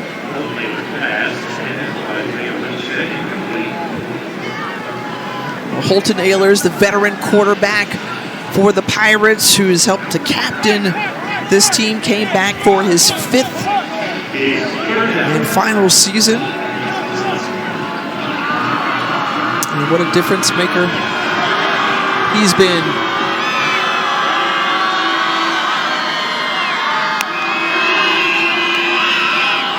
Mitchell, final play of the first half, and East Carolina content to go into the locker room with a 24-14 lead over Coastal Carolina. So the battle of the Carolinas, and after 2, it's in favor from the group out of Greenville, North Carolina.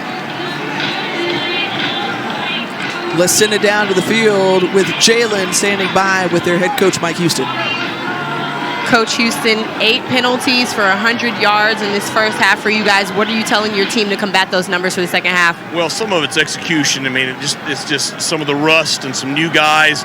We just got to get that stuff corrected, okay, not beat ourselves. That's a big thing, because we're doing a good job moving the football, but we're putting ourselves in long yardage situations with those penalties. Up until these last couple drives, really back and forth game, what's going to be your message to the team for you guys to pull away in the second half? Well, we'll stick to the plan. We came here to play football. We don't want to get into all the extracurricular stuff. If they want to do that, let them do it, okay? We need to play football. Stick to doing what we do. That's it. All right, thank you, Coach. Thanks a lot. So for more, let's send it to the studio with Matt Berry. What's up, dude? Great first half. Welcome back to Capital One Bowl Mania.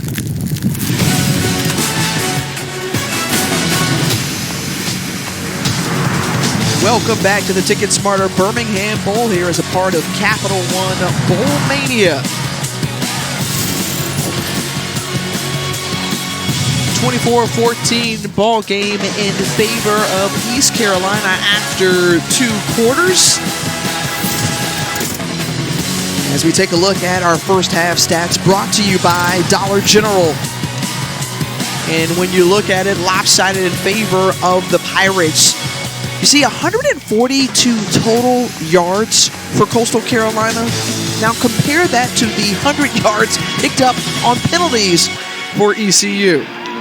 For Carolina, a little bit frustrating. You see the total offense that's been there. They've been able to move the ball up and down the field, but putting themselves behind the sticks with costly penalties, particularly the 15-yard variety. But I'm going to give credit to the Pirates. They were able to separate themselves a little bit late after falling down by 4 points. They managed to put 2 scores on the board going to halftime with a 10-point lead. And the second half is underway. Braden Bennett collects it for the Chanticleers on the return, and Bennett tripped himself up just around the 20-yard line as we send it down to the field with Jalen.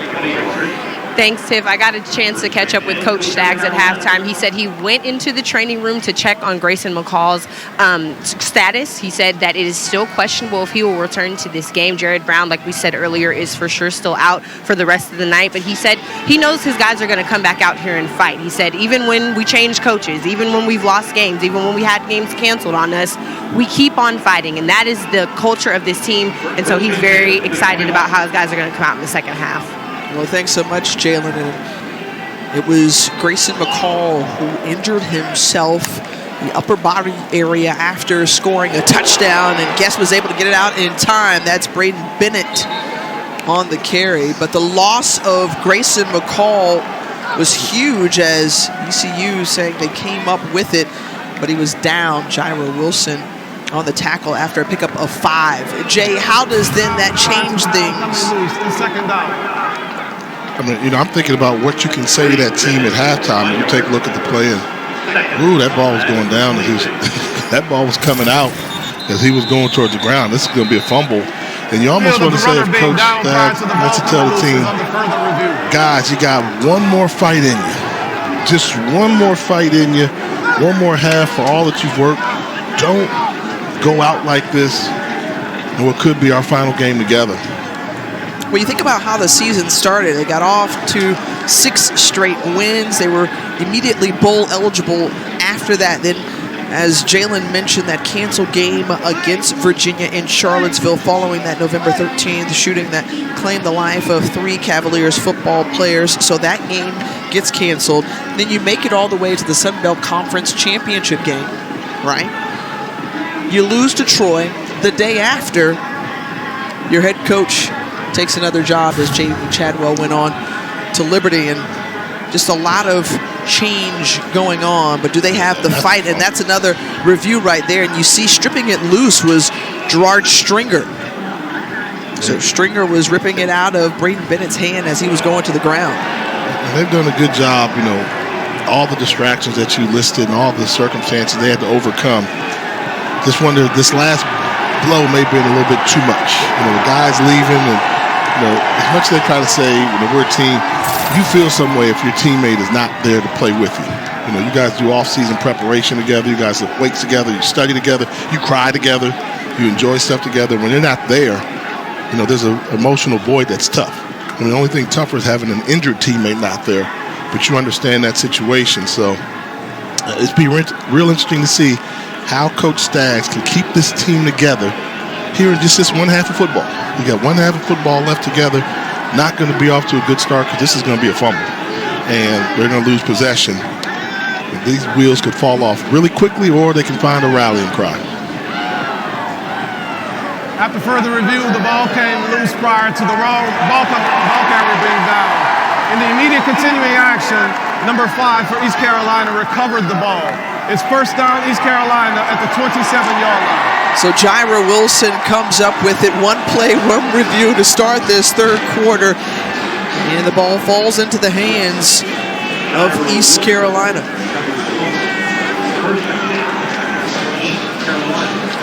So now the Pirates,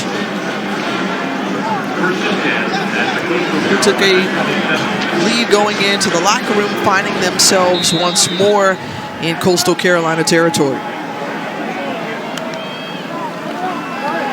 Holton Ehlers, who was 17 of 22 in that first half, 217 yards, and Keaton Mitchell doing it out of the backfield. We already picked up 100 yards on the ground.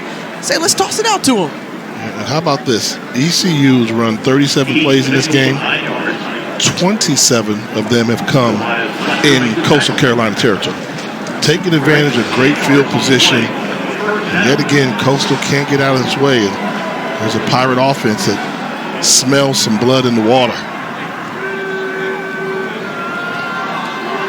The hometown product, Holton Ahlers, trying to help his Pirates punch it in once more. The handoff to Keaton Mitchell. Mitchell stopped and tackled after a gain of 2. So into the red zone, but you think about Keaton Mitchell and what he's done this season, right? 7 consecutive 100-yard rushing games on the ground for the Pirates. We saw a little bit of his dynamite and breakaway speed there in the first half.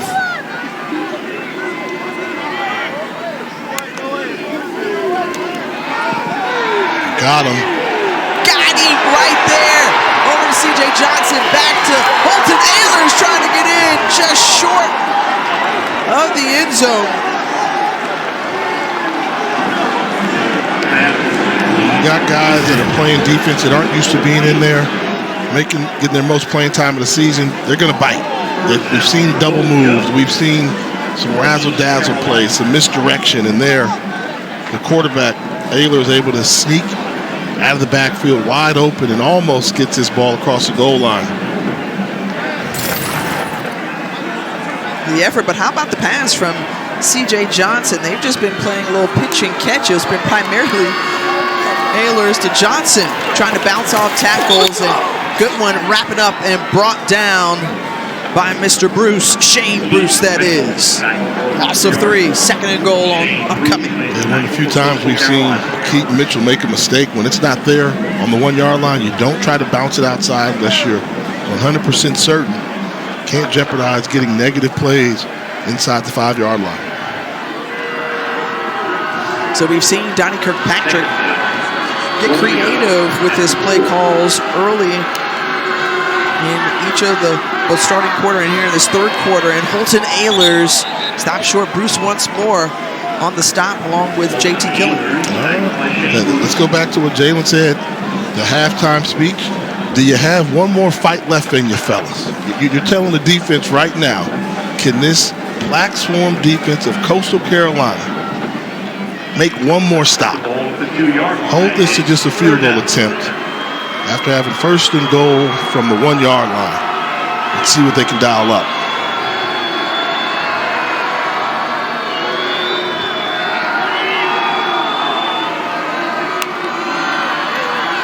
Ahlers back to pass, looking in, flicks it in, and a touchdown into the hands of Jalen Johnson, who holds on to it after getting popped. So converting on the turnover, and ECU punching it into the end zone. Once again, 3rd passing touchdown of the night for Mr. Ahlers. And as you mentioned, the key thing, Jalen Johnson able to hold on to this football, going full speed across the coverage as Charles Arnold came up, number 38 White, and put a nice lick on him, but not able to dislodge the football. Touchdown, ECU. 4th receiving touchdown of the season for the junior out of Duluth, Georgia.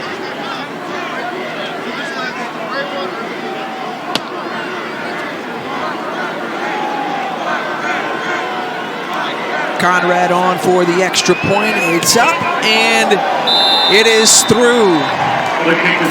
So ECU trying to pick up their first bowl win since 2013. They're well on their way up big over Coastal.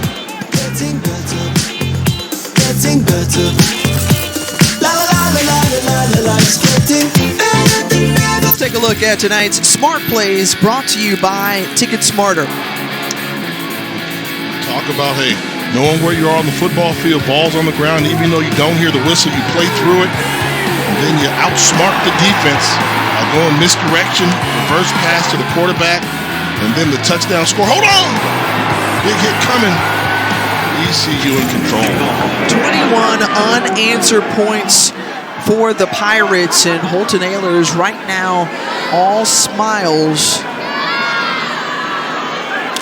On the return here, there's Brayton Bennett. Bennett spinning off a tackler and then finally brought down. The first meeting ever between Coastal and East Carolina in football. We've known of their interactions on the baseball diamond. Obviously, Coastal Carolina sporting a national championship back in 2016. And East Carolina, pardon me, East Carolina, one of those mid-major programs that's been on the rise recently in baseball, cracking the top 25 a couple times. The job that the Chanticleer baseball team did. Nobody thought a mid-major on the East Coast could win a chip. And they won it all. Well, you just think about the progression of this football program. Just the 20th season of football for Coastal Carolina. Their third straight bowl appearance after missing their first 3 years as a full-time FBS member. And the job that the former head coach, Jamie Chadwell, did in getting them to bowl games, winning one last year in that Cure Bowl a season ago, back-to-back 11-win seasons. You got to mention, nice run here on the edge. That's Reese White. Reese White, who's done an amazing job on that run, a pickup of 27 yards. So perhaps that gives them a little lift or boost here for the Sharks. Yeah, a little spark for the Miles Berry. Took a pretty poor angle going inside, not having leverage, and White made him pay with speed to the perimeter. And just to finish up on that Coastal Carolina, for me, I think Coastal Carolina football, I think Joe Mowgli. And Joe Mowgli is the guy that really built this program, invested in this program, realized it could be a diamond in the rough. He picked Chadwell to be his successor and had something to do with the new coach, Tim Beck, coming along as well. Taking a shot. Jared Guest got him into the end zone. There's Tyler Roberts for the score. So the nice spark you saw on the run from White, a little oh yeah from Tyler Roberts after that touchdown catch. Yeah, with a little bit of wiggle at the end of it on the celebration. What a good job by Jared Guest. Throws this ball up, and you'll see just a full head of steam. Tyler Roberts, like a freight train, blows by Malik Fleming, untouched. That's poor coverage in the secondary by Fleming. You have to reroute a 6'4" guy that's striding by you at some point. And Guest put it on the M-O-N-E-Y, money. So coming out and scoring, and the celebration still continuing on the Coastal sideline. That's the sign of life Chad Staggs wants to see. The Ticket Smarter Birmingham Bowl is brought to you by Dollar General. Save time, save money every day.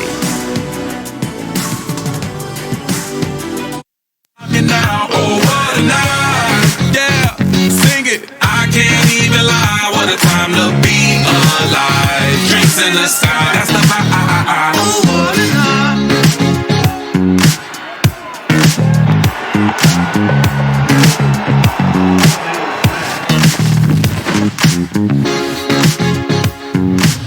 Good vibes as we keep it popping here from Birmingham. A 10-point ball game as Coastal Carolina inching their way back into this one.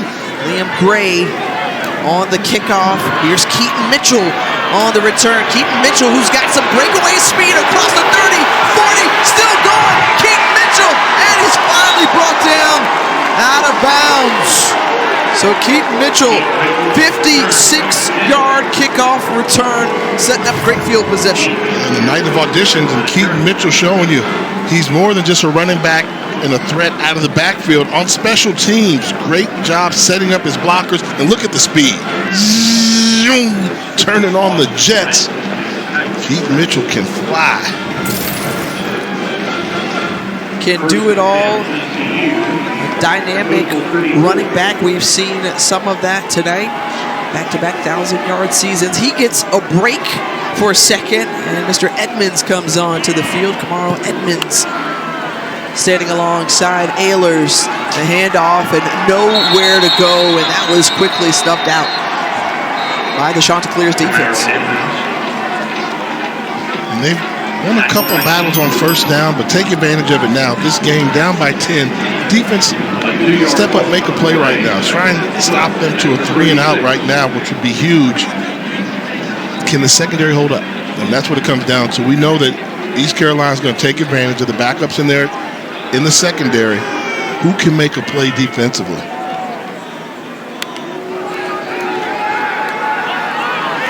Ehlers intercepted nearly. Oh!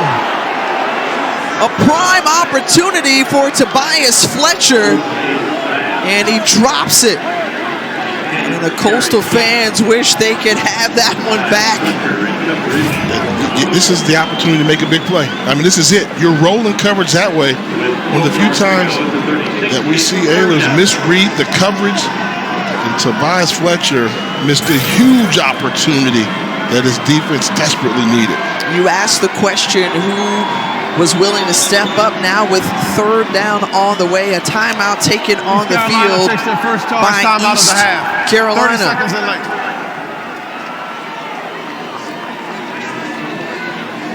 When you think about the season that Holton Ehlers and this East Carolina team has put together, 7-5 on the year, and when we talked with head coach Mike Houston, he said this is a season of almost, right? 3 kicks away from a 10-win season. They outplayed NC State, but had a heartbreaking loss there. Then Navy losing in double overtime, another gut-wrenching loss for them. But then they were able to turn things around in that win in 4 overtimes over Memphis, who won earlier today.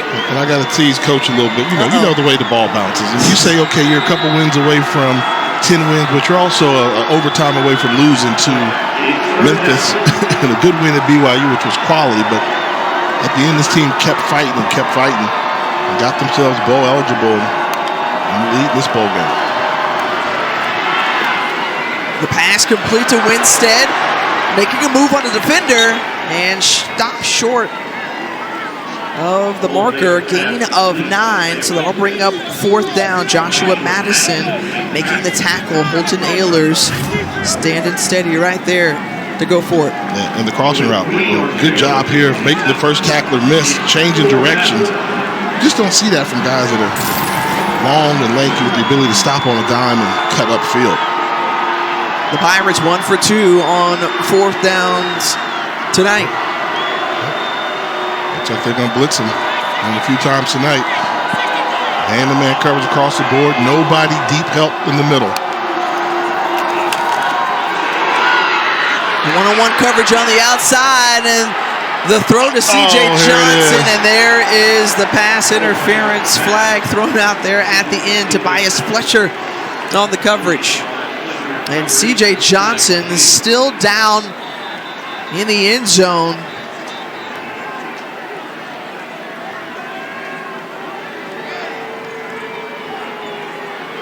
And Johnson getting some attention here again.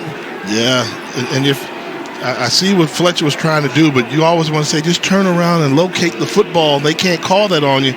But when you do that, you block or you impede the wide receiver's chance to stop and make a play on the ball. And he was not making a play on the ball. You have to be better than that. You know, Division I FBS cornerback, ball hangs in the air that long, you have to be able to locate it and not get called for that flag. C.J. Johnson. Wow, they picked up the flag for pass interference. Whoa. Wow. But explain this one to me. I mean, are you saying it's an uncatchable ball? No, it didn't go out of bounds. It was in the field of play. And I thought they did not give him a chance. Look what his ball is. Is he making a play on the ball? No. Oh, come on. That's pass interference. Yeah. That's PI. To your point, doesn't have his head turned around to even try to attempt to make a play. He just puts up his hands and shields the receiver. And that's one of the rule changes they have. You don't have to turn your head around, but by him taking that action, he wasn't making a play on the ball, and he literally stopped the receiver from having the ability to come back and catch the ball. Hey, to me, that's pass interference all day long. He wasn't making a play on the ball, doing it, but let's see if Coastal Carolina can take advantage of the situation. Second forced turnover of downs for the defense. And the pass complete to Pinckney. And Pinckney into Pirate territory. A 24-yard pass and catch. Starting to see Coastal Carolina starting to find a little groove right now. Guess hit the touchdown, the last possession out. Now goes to Sam Pinckney, who's been the leading receiver for Coastal Carolina all season long as they cross midfield.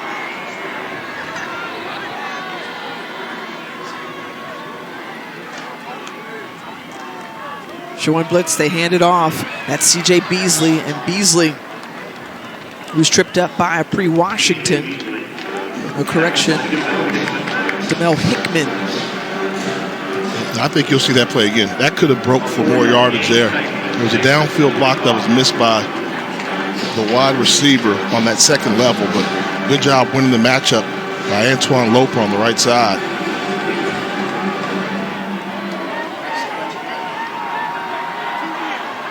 Second and 5. Guess, play action.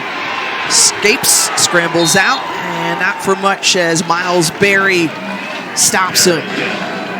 Well, he's just one of those core guys on defense. Miles Berry, also one of the captains for ECU.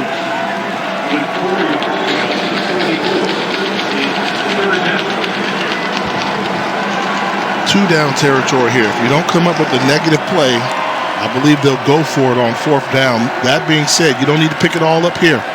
You just need a positive yardage play.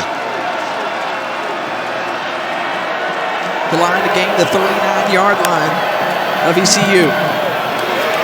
Coming in to make the tackle again was Hickman. Hickman, who spied the quarterback the entire time from his cornerback position.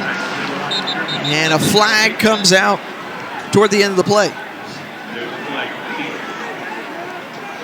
Is this on East Carolina? The least penalized team in the country. You're going to keep the drive alive. After the play was over, unsportsmanlike conduct, number 99, East Carolina. That is his first unsportsmanlike conduct foul of the game. It's a 15-yard penalty and an automatic first down. We have seen a handful of unsportsmanlike penalties called against ECU tonight. So after the great play made by Hickman. Yeah, J.D. Lampman, the freshman, is called for a penalty after the play was over with. And, you know, Coach Houston said he doesn't want his team at halftime. We can't get caught up in all the antics. Let's just play football. He thinks he has a better football team, but we've seen him time and time again get caught up in the antics and unsportsmanlike penalties. Oh, the blitz, and Stringer strips it loose, and he's able to recover it. What a play by Gerard Stringer.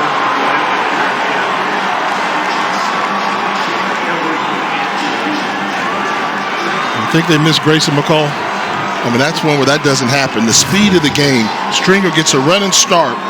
You have to make a move on him early, and this is just a great individual effort.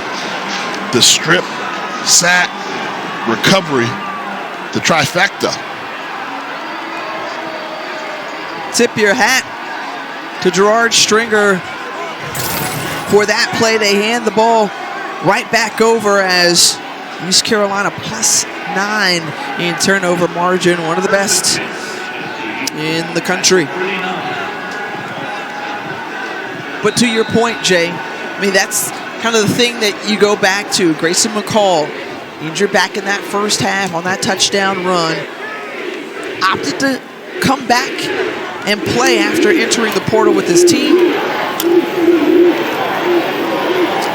And now ECU looking to take advantage of that turnover. And that was a big one. It really was, because Coastal had a little momentum. They took advantage of the penalty, and then they put the ball on the turf, and now that defense is on the field once again against a red-hot quarterback in Holden Ayers. Ehlers 20 of 27, 234 yards and 3 touchdowns. And how about Holden Ehlers? He's got plenty of real estate up ahead of him, lowering his shoulder in the process. That's a football player right there, folks. pulling out all the stops in his last game as a quarterback for the Pirates. Fools the whole defense. Great job on the fake. And look at this, looking for some contact. No, I'm not going down. I want every yard. Give me mine. 37 yards. For more on Ehlers, let's send it down to Jalen. Tiff, earlier this week when I talked to Holton about what he wanted his legacy to be, he said, I want to be known as a guy who leaves every single part of me on the field, and he just did that on that play. No doubt, Jalen. I mean, you just think about the effort that you saw from your quarterback in welcoming contact, but more importantly, his legacy is already cemented. Not only at ECU owning several records, just about all, but also in the American Athletic Conference. And Coach Houston, what did he say? My most valuable recruit was my first recruit. The moment he was able to recruit Ehlers to stay home, stay in that Greenville, North Carolina area, and grow with the program, he's seen the lumps, he's seen the good and the bad. And pass incomplete to Jalen Johnson. Jacob Proche on the coverage along with Pass Tobias Fletcher. 23, defense. 15-yard penalty, automatic first down. And Proche whistled for the penalty. Proche, excuse me. And you see that there, just, you know, Idcott turns around, and even with double coverage, almost able to throw that ball in there. And that just lets you know the struggles they have when you have Fletcher, backup safety, and Proche, a backup cornerback in there. And you got Jalen Johnson, who's having a really good football game, almost able to make another big play. Again, Proche in there. Lance Boykin opted out, the captain on defense and of that secondary. He, along with DeJordan Strong and Josiah Stewart, not on the field for this defense for the Chanticleers.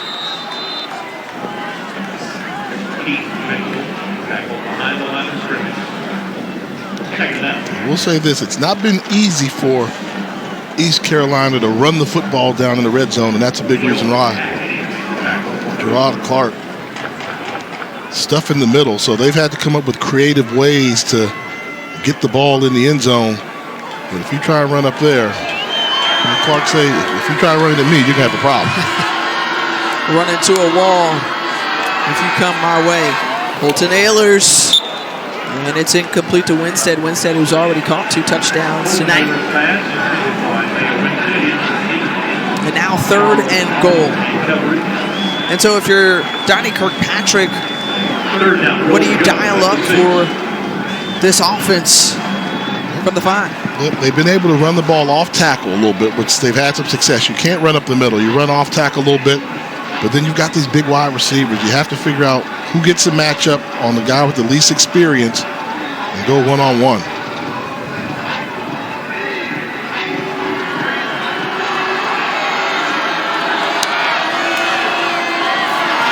Well, there's that handoff, and right there, that shovel pass stopped short. Short though. Nice play call. I love the deception there, but a good tackle at the goal line is going to make it decision time for ECU. After the ball comes, it's 4th down. Good look there. He's got momentum, but that's just a great textbook tackle by Shane Bruce from his linebacker position. Now watch this, Tiff. Coming right at you. Watch him wrap and get the legs. If you take the legs, he can't get the forward lean. 4th and goal. Stopped the last time they tried it on 4th down. They go with Ehlers, and Ehlers is in. Lunging forward for the touchdown, and Holton Ehlers giving it his all, as Jalen said, in his final game in an ECU uniform. Little gritty action afterwards, Jay Walker. Well, he knew he couldn't run up in the middle. Middle's going to be tough. So he waited, had patience, and then slid to the outside before Tobias Fletcher could come up from his safety position.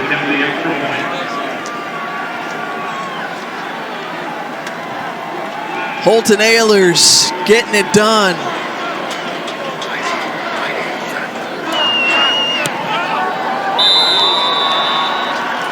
And East Carolina stretching the lead back out, nearly 3 minutes taken off the clock, capped off by this run from Holton Ahlers. And uh-oh, I need a little gritty in my life.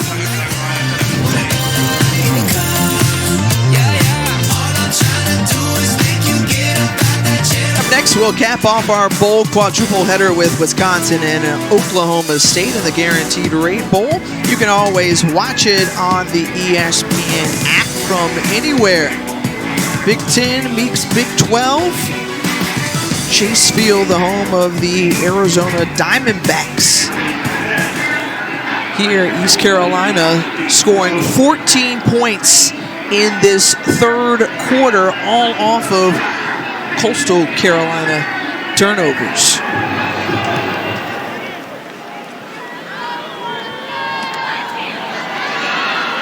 Back in action, that's Bennett.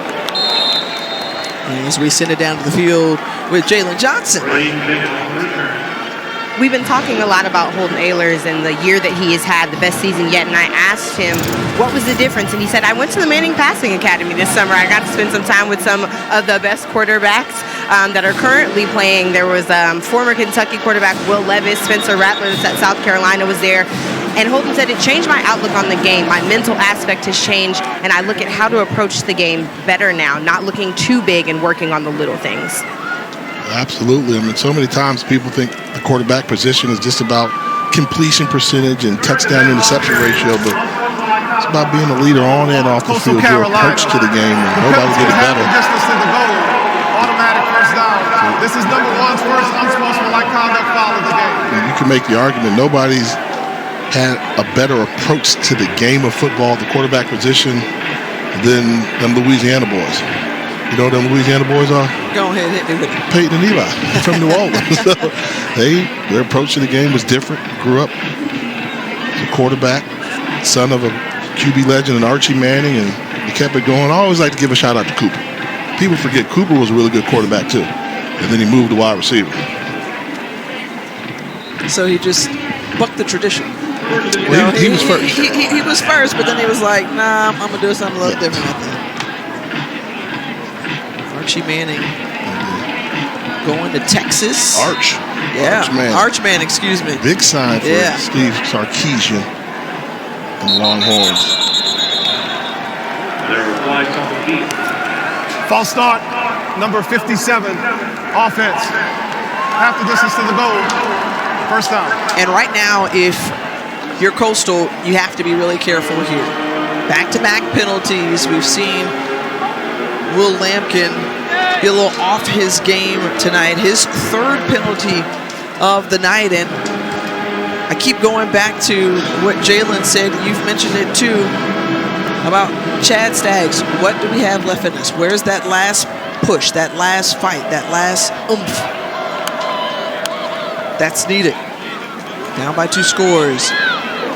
Reese White on the carry, wrapped up and brought down by Revel.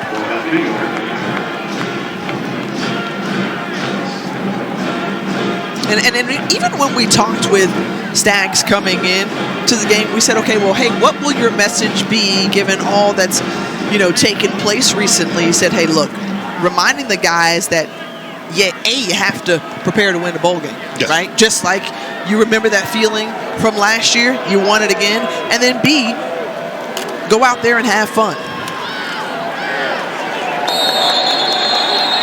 And C.J. Beasley is brought down by a number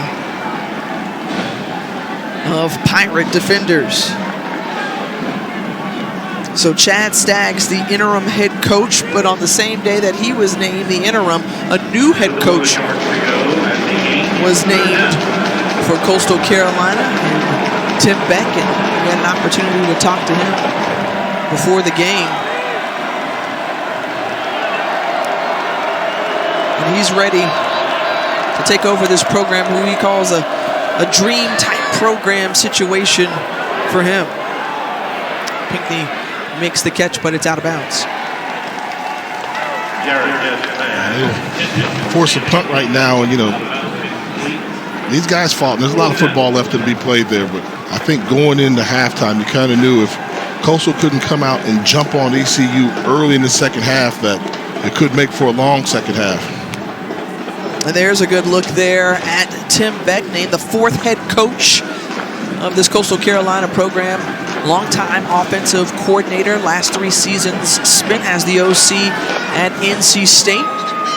A wealth of coaching experience, and he says, hey, look, I've just been trying to get to know the players and meet them all. That's been my job here in the month of December. Our upcoming featured ESPN football lineup: Michigan taking on TCU, and then another heavyweight matchup between Georgia squaring off against Ohio State in the college football playoff semifinals Saturday. Penn State and Utah face off in the granddaddy of them all Monday. Don't forget about that one. And of course, the Bills battle the Bengals in a big Monday Night Football matchup. That's also on ABC, ESPN2, ESPN Deportes. Look, just check out our ESPN networks in addition to the app in your cover. We had a great conversation with Tim Beck. And his first order of business is going to try to lure Grayson McCall to stay with Coastal. He said, he's talked to all the players and he knows about 80% of the team right now, trying to meet them all. I thought it was fitting where, did you notice as we were talking to him, Jared Brown came up to him, hey coach, how's it going? Brown, Sun Belt Freshman of the Year. Let them know, hey, you're my coach. So that makes me think that Tim Beck's doing something right down there to have players embrace him, and he's done a good job of staying out the way. He wants them to focus on this game. Mitchell on the carry, brought down by Emmanuel Johnson. And just to finish off that point, he said, look, this is a game where I'm kind of like getting ready. I'm right there alongside everybody, but I don't quite know what to do because I'm not actually coaching in this one. I'm just trying to help and be of assistance wherever I can. I don't think he knew where to stand on the sideline where he was supposed to be. And the flag comes out as we were nearing the close of the third quarter. Offside, number 3, defense in the neutral zone at the snap. The 5-yard penalty results in a first down. So the Georgia Tech transfer, Jaquan Griffin, whistled for the penalty. Water will be extended for 1 untimed down. I wonder how close was it. He must have been blatantly over.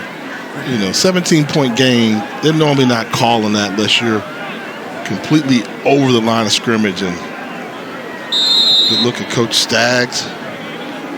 Reiterate again the job that they said he's done, keeping this squad together just to make it down here, to come here and have a chance to compete in this bowl game.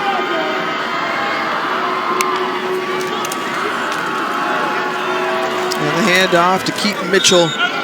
And that will take us to the end of the third quarter. What a quarter it was for ECU, capitalizing off of turnovers and stretching out their lead after 3.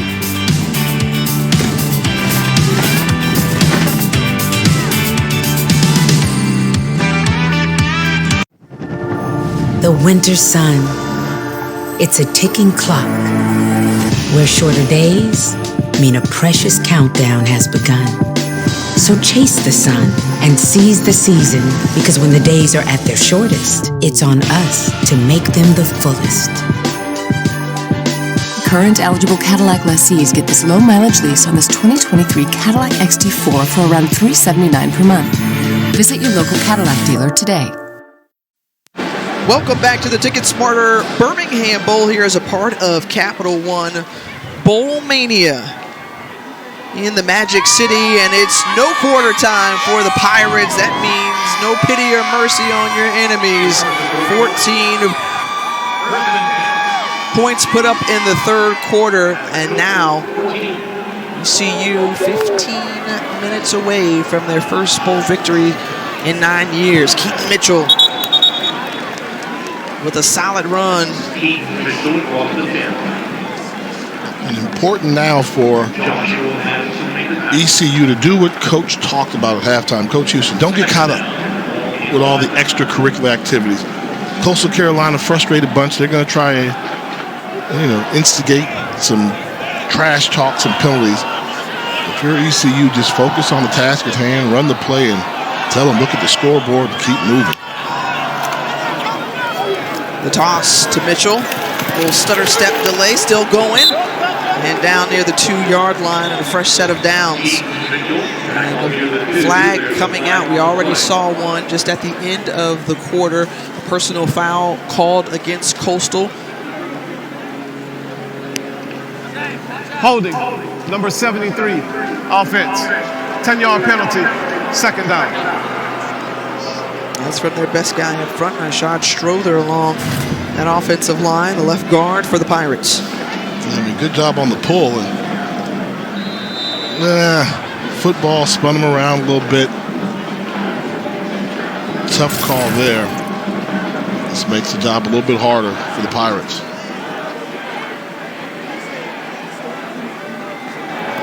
And I don't know if you do Coastal any favors calling those penalties, moving them back, because now the way they've been throwing the football, East Carolina's like, now we have more room to pick apart the secondary.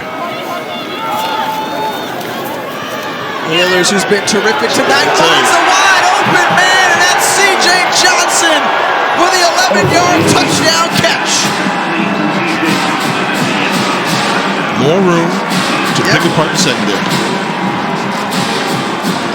Secondary that's beat up and stuck with a number of reserves or backups in the game. Forced to play, you allow C.J. Johnson, clean release, middle of the field, open. Just don't miss it. Easy throw from Ahlers to Johnson. First receiving touchdown of the night for C.J. Johnson. Meanwhile,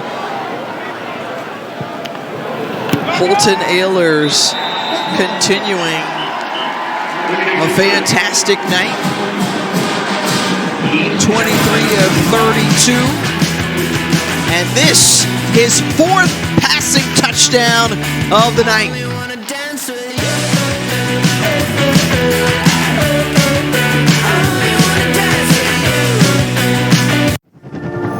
The winter sun.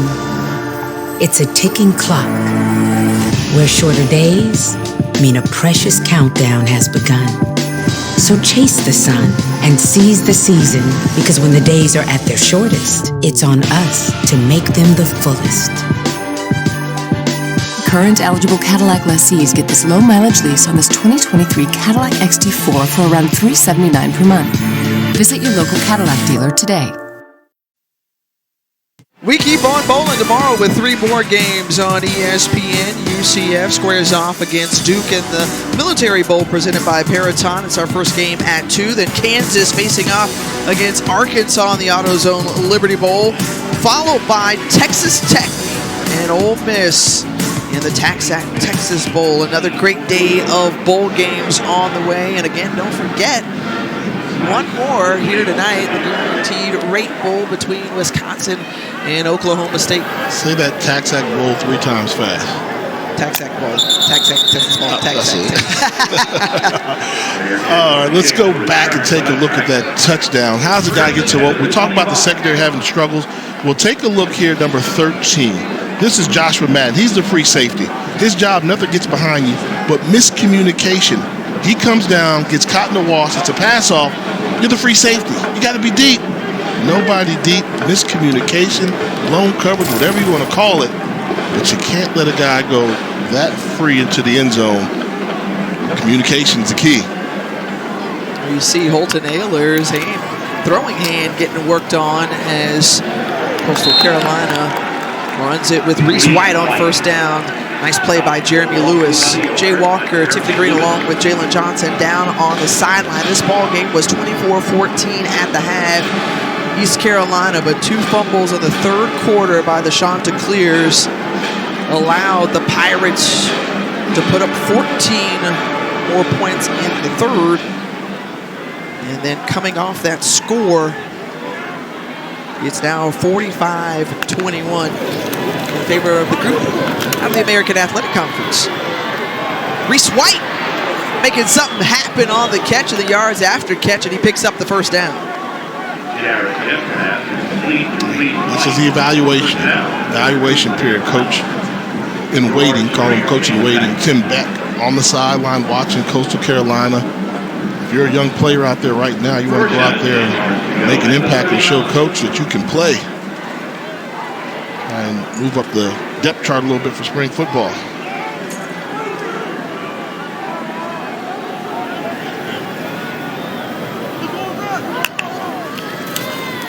First and 10, the handoff, and a nice little gap there for Reese White on the carry on first down as we send it down to Jalen for more on Coach Beck.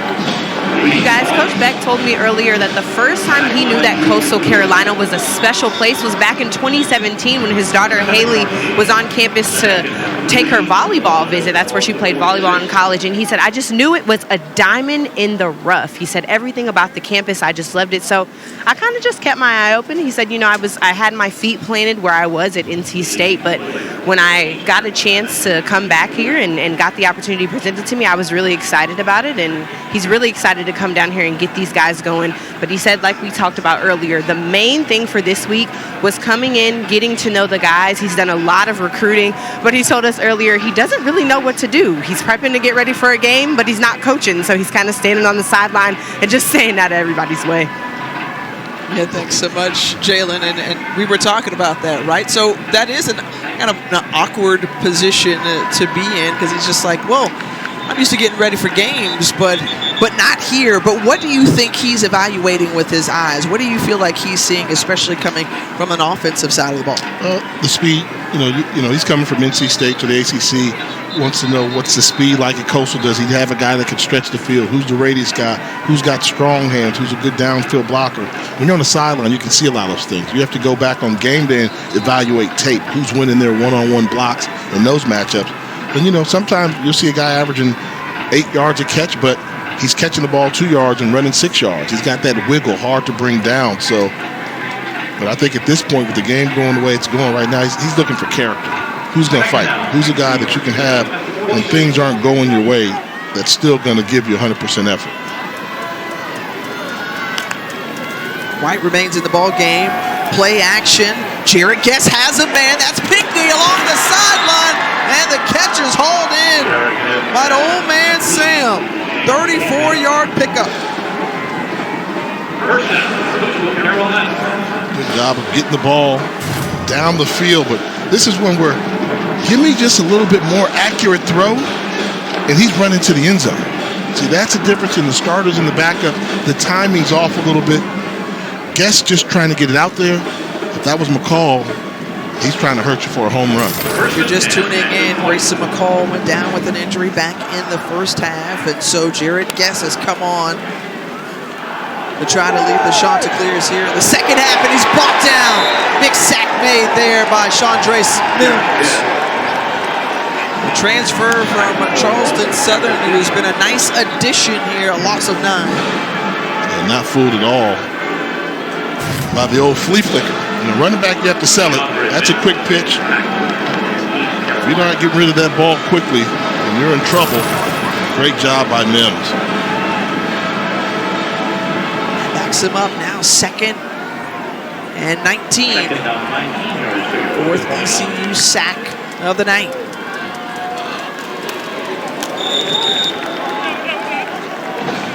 Minimal gain for White there.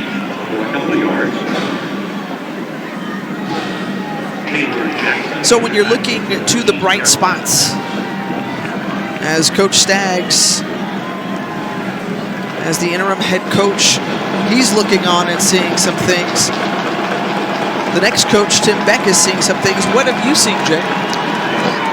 Their uniqueness is their offense. You don't see many offenses. We've heard coaches try to describe it. It's Navy from shotgun. It's option with passing. It's run, pass first. So these are some guys that know how to put points on the board, and they know how to win. And that's the key. A lot of these guys expect to win.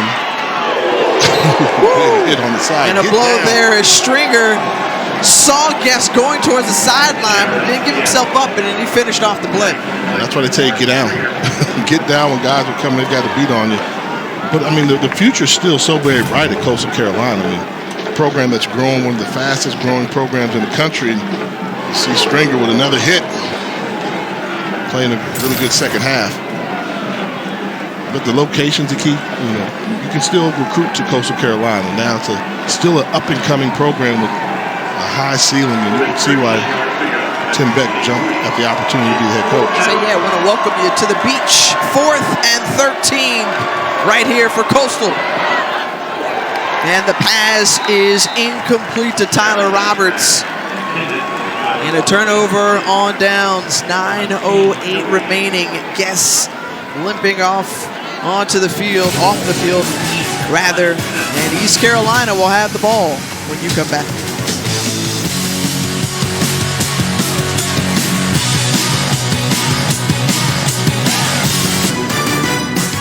The Ticket Smarter Birmingham Bowl is brought to you by Ticket Smarter. Experience the power and excitement of live events with Ticket Smarter. Think smart, think Ticket Smarter. And TaxAct. File for less and get more. I always appreciate the just dedication. That's what I have to call it, because it's below 40 here. That makes no sense to me, though. Like, when I played, I would have pads on and look at people in the stands with no shirt on. Like, are you crazy? Meanwhile, Grayson McCall, who was done for the night in the first half after getting injured, landed awkwardly on his head and neck. Without him, and nice play and break up there by Matthew McDoom. But you think about just all that's probably running through this young man's head, having a fantastic season, winning the Conference Player of the Year again, deciding to enter the portal last week, says I'm going to play and finish out the season with my team, and then unfortunately gets injured here. Yeah, it's a tough one. You can't say enough about him. And the decision to enter the portal, people would say, I was wondering, why did he enter the portal if he's going to play in this game? But there were too many distractions. People were asking him, are you going to the portal? Are you getting ready for the NFL draft? Is this going to be your last game? So he elected to enter the portal and say, yes, I'm in the portal. Let's deal with that. And then I'll make my choice afterwards. And some unique things he did was he entered the portal, but he didn't go visit schools. He said, if a school wants to come talk to me, they can come on campus, come down to Conway, South Carolina, and I'll talk to them. But I'm getting ready for this bowl game. I can't leave my team out there. A lot for a young man to deal with. Life-changing decisions that he's got to come up with. Just a young man. Meanwhile, the other star quarterback on the other side, Holton Ahlers, facing 3rd and 12. The blitz off the edge, and the pass incomplete as C.J. Johnson was held up by Mason Shelton. Yeah, he was all over him there. Easy call. Was wondering what took so long on that penalty marker there. Pass interference, number 45. Defense. The ball will be placed at the spot of the foul. It's an automatic first down. You see how Ahlers just stepped up. They brought the blitz, the pressure. A lot of young quarterbacks would panic, try to run. He just took 2 steps up in the pocket, delivered a throw, got a penalty. Nice pocket presence for the young man from Greenville, North Carolina. And we anticipated seeing a great quarterback duel in this one. Obviously, the night cut short for McCall. Holton Ahlers has put on a nice show tonight as he targets C.J. Johnson. Again, it's incomplete. And now we're seeing consecutive blitzes by Chad Staggs. Having a little bit of success, but when you blitz, the only problem is when you blitz, you're playing man-to-man coverage. So not only do you have to cover, but you have to make the tackle if the ball's caught. But I think he's seen enough of allowing Ahlers to get comfortable in the pocket and just pick apart his defense. Ahlers came into this ball game more than 3,400 yards through the air. And Keaton Mitchell trying to find a little space and brought down by Adrian Hope. Adrian Hope, the super senior out of California, Florida. California? I meant to say Ocala, Florida. Combination of Ocala and Florida. California. Okay.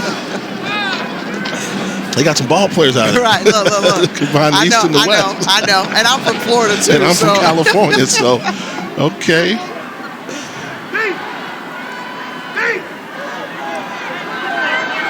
See the night and the numbers for Keaton Mitchell.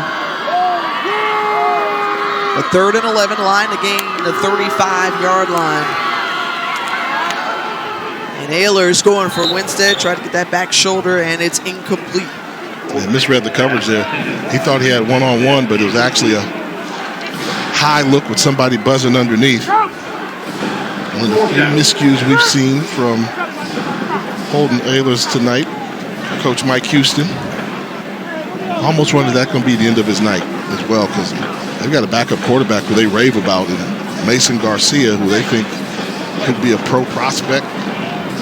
He'll be the future quarterback of this program. First punt of the night for the Pirates. Luke Larson out of Australia. Here to boot it away. Look out. And that's blocked. Great special teams play made, and coming in and charging in quickly for the Chanticleers was Jamison Tucker.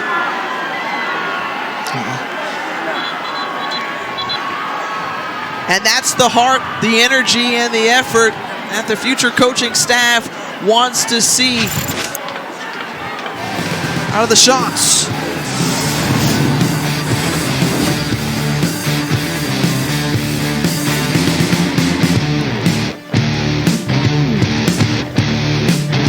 Coming up next, Wisconsin and Oklahoma State. Braylon Allen, the remarkable young running back, just under 7 minutes. We may start that game on ESPN2. We'll keep you posted here in studio. Thanks so much. Back here in Birmingham, new quarterback in for Coastal Carolina, Bryce Archie, the true freshman out of the Atlanta area, now taking snaps. Just 0 for 2 on the season through the air, so they keep it on the ground with C.J. Beasley. And a nice run of about a handful for Beasley. Archie, true freshman, nice size, has the ability to do those dual threat type things that Grayson McCall does, can run. Comes from a really good program, McEachern High School, as you mentioned, out of that Atlanta area. Chose Coastal Carolina over Michigan, Pitt, and UCF. We saw Jarrett Guest come in for Grayson McCall. And Guest went off the last possession. Gimping had his man, Mobley, but Tyson Mobley. This is the potential future. Yeah. And this is another one of those auditions. We talk about this is the game of auditions. A lot of people auditioning. If you're Bryce Archie right now, you get an opportunity to play in front of Coach Beck. Nobody scripted it that it was going to be this way. If you have the opportunity, I'm sure he wants to see. I'm sure Coach Beck is really paying attention. Let's see what this Archie kid can do in the game. Never know when your number's going to be called, but you take advantage of the opportunity. And right now, Bryce Archie was popped really hard there by Chad Stevens, but he picks up the first down. He showed some wiggle. Yeah, he did. He had some moves there. Those were some bodies coming in there hot and heavy. Able to escape the pocket. Got hit. Welcome to college football. But you'll see them, watch this, set him up, make him miss. Made Miles Berry miss. Took a good lick. But as you said, got the first down. So Jaira Wilson coming in to lay that extra pop on him, and he's down on the field getting some attention right now. The North Carolina native.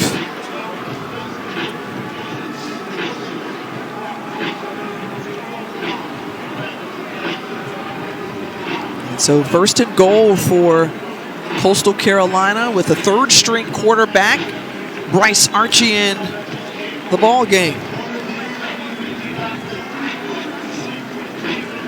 Good to see him get up and a little pep to his step as he walks towards the sideline.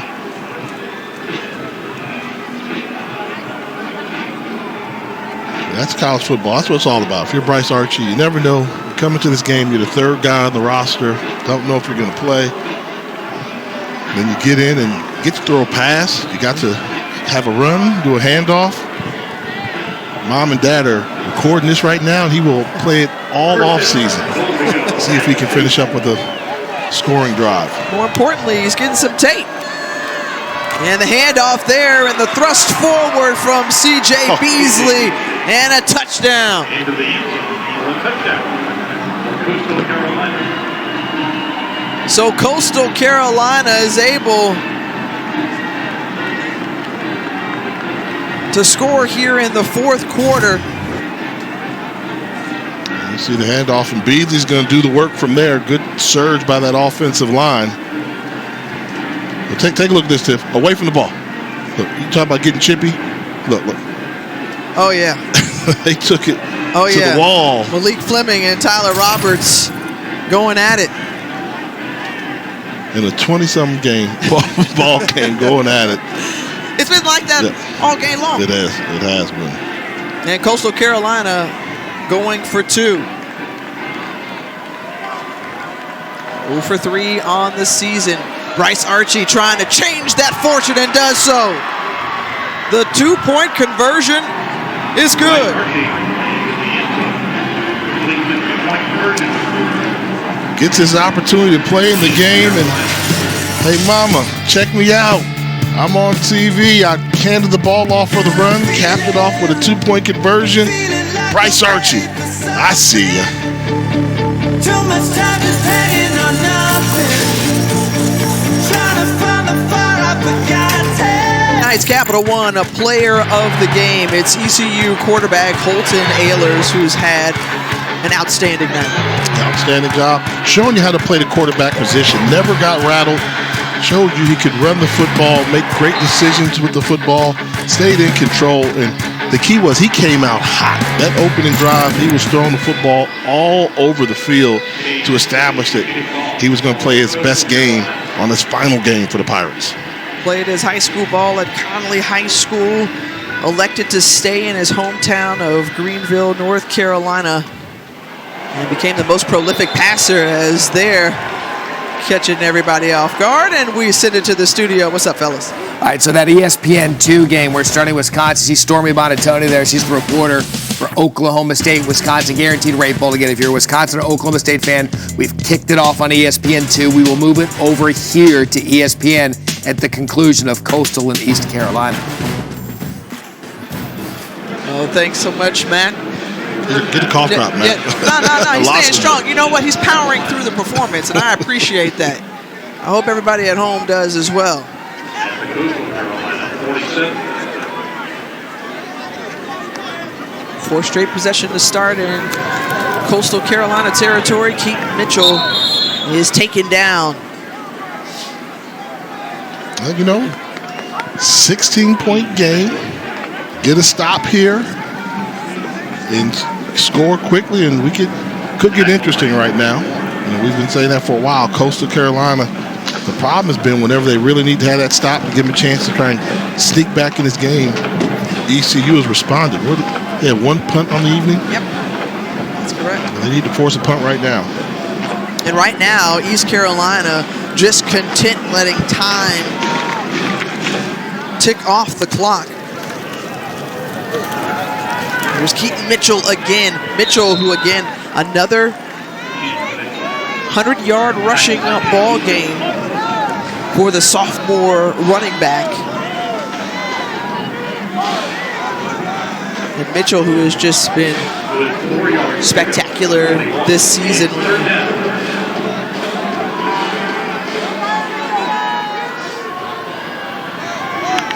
They say when he has a good day, we have a good day, and certainly they've had a good night here in Birmingham.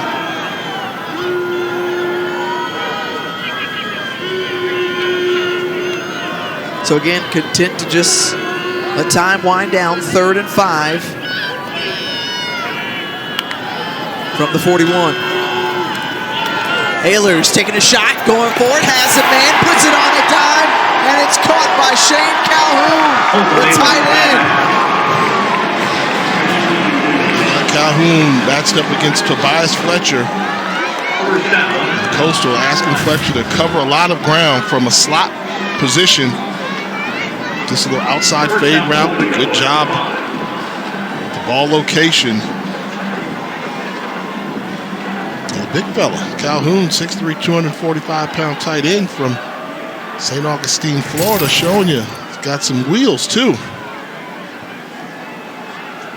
And again, this ECU offense has made a living in Coastal territory tonight, finding themselves with the 1st and goal, trying to bounce it outside, and Adrian Hope along with Shane Bruce making the stop behind the line of scrimmage.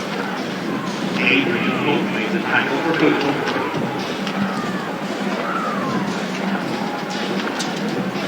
Well, don't forget that Saturday is the national semifinals of the college football playoff. Michigan taking on TCU at 4, then Georgia and Ohio State at 8 Eastern. Big games needs a megacast, folks, and there's many ways to watch and enjoy the games any way you want at the ESPN and Disney families, and you covered.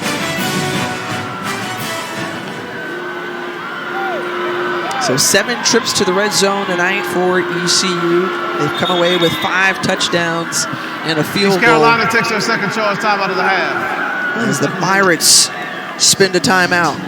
So we were talking about, our first Ticket Smarter Birmingham Bowl, the experience, part of the Gimme 5. What'd you think? I'm going to put you on hold real quick and answer that question, because I got to let fans know to tune in the ESPN app for the Capital One post game immediately following the game. I've enjoyed it. I'll tell you, I've seen a lot of purple and gold in town, but the teal certainly stands out as well. Just 3.5 hours between these two schools, and the drive made here, or the flight perhaps. I've had fun. I like it. I've had fun. Birmingham's one of the best college football towns in the country. We talk about off camera, and beat me on one, considering they don't even have a school here. Like, I would say Baton Rouge is a great college football town. They got LSU. Right, but they got UAB here. They've got UAB in this brand new stadium, which is gorgeous. Yes, they did a good job with this stadium. Yes. Ehlers going for Winstead, and he's down at the 1-yard line. I would maybe say Indianapolis, rather. Nah. No, somebody baited you in that answer. College town, Indianapolis, that's home of the NCAA, but Indiana and the Hoosiers a little bit, but that's, out there a little bit. Nah. What about, Philly's just a great sports town. Sports town, but this college. The college. College sports is big. They have a number of colleges. College sports is big here. Yeah. It's huge. Well, the SEC is here. The SWAC office is here. Yeah. I don't know. The 3rd and goal, lofts it up, and that's the 5th passing touchdown of the night for Holton Ehlers, a new Birmingham Bowl record. Shane Calhoun targeted twice and hauling in that one. 2nd touchdown of the season for the sophomore tight end. Once again, using that matchup against Tobias Fletcher, Calhoun won it on 2 plays during this drive. Just look at the quarterback. He knows where he's going with the football. I want that matchup, that one-on-one, taking advantage of the secondary.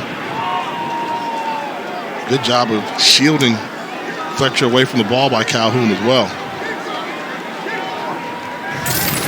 And continuing to pour on the points. 51 already scored, a Birmingham Bowl record, breaking that previously from South Florida back in 2016. And now going for the 2-point conversion, and they convert.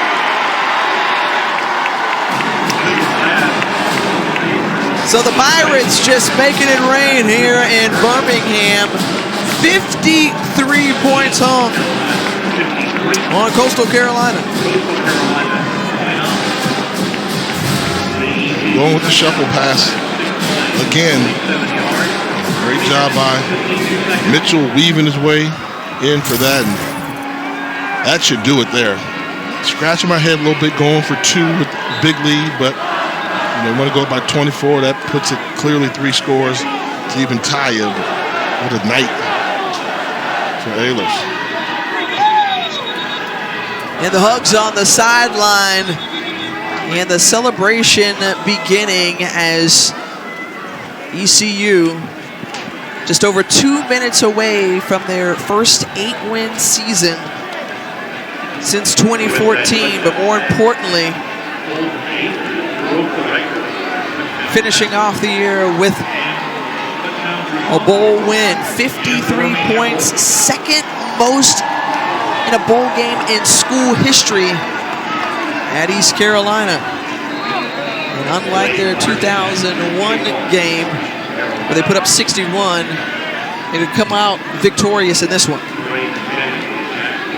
And credit, again, Mike Houston said, well, how would you characterize the way this year has gone? He said, well, this is the year that I say that we took that next step forward, right? They felt like they were legitimately a contender for the American Championship. Had a tough non-conference and equally tough conference schedule. And they found their way into a bowl and have really made the most of it. Type of day that Coastal Carolina's having. Fair catch and can't even field the ball cleanly there. Just one of those halves for Coastal Carolina. Things got away from them in a hurry, and really, how ironic is it that Bennett bobbles the kickoff right there, and it was his fumble to start the second half that really opened up the floodgates. East Carolina takes their third and final charge time out of the half. 30 seconds in late.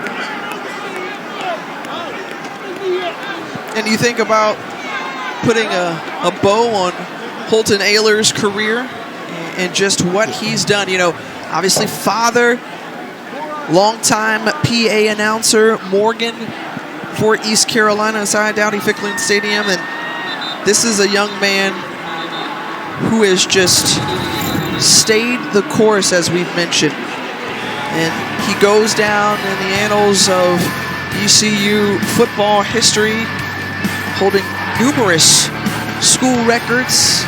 We talked about his prolific career in the American Athletic Conference as well. But you love what he's meant to this program. He flipped the fortune, Jay, and helped ECU's future turn around, right? A couple seasons ago and bringing them their first winning season in a number of years, and then he comes here on this grand stage and shows out. He'll go down as one of the GOATs in school. Yeah. And they've got a nice list of quarterbacks. Yeah. So we were talking, you said Jeff Blake earlier. Jeff Blake was always a guy. You know, I think he's the greatest to come out of there, but David Gerard was a really good one there. But the most famous alum, I said Chris Johnson until we learned of Sandra Bullock. Sandra Bullock. Sandra Bullock went there. Attending ECU. And then congratulations to a friend of mine, Marcus Crandall, getting inducted to the ECU Hall of Fame. He was one of those quarterbacks that did it well. And this is what sports is all about. People, bowl games don't mean anything now. They don't mean anything when you don't win them. When you win them, you love winning your last game of the season.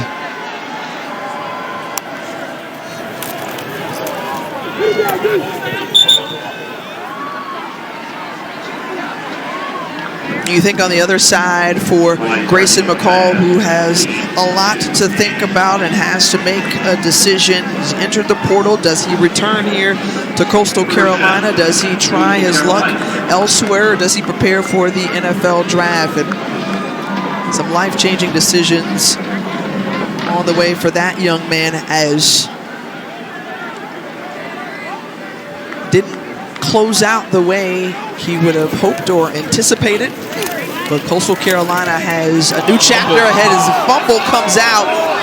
Ball comes loose. And Mike Houston. Oh, there it is. With the running start. Yeah. He tried to maybe skirt away from it, but he couldn't avoid it. Holton Ahlers and Mr. Henderson set on making sure they douse their head coach. First down, East Carolina.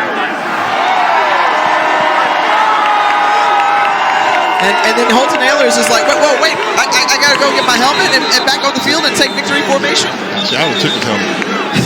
If I'm Mason Garcia, you're not finding your helmet. The backup, I would have hidden the helmet from him. But Holton's been a great mentor to the next quarterback in waiting and Mason Garcia. But this is the way that Ahlers would have wanted. He hands over. He hands over. He tried it though. He ran 30 yards over there to get his helmet, try to go back out there. Come on, dude. That's what I would have told him. Come on, man. Can I get a little something? Just a shotgun snap and a handoff.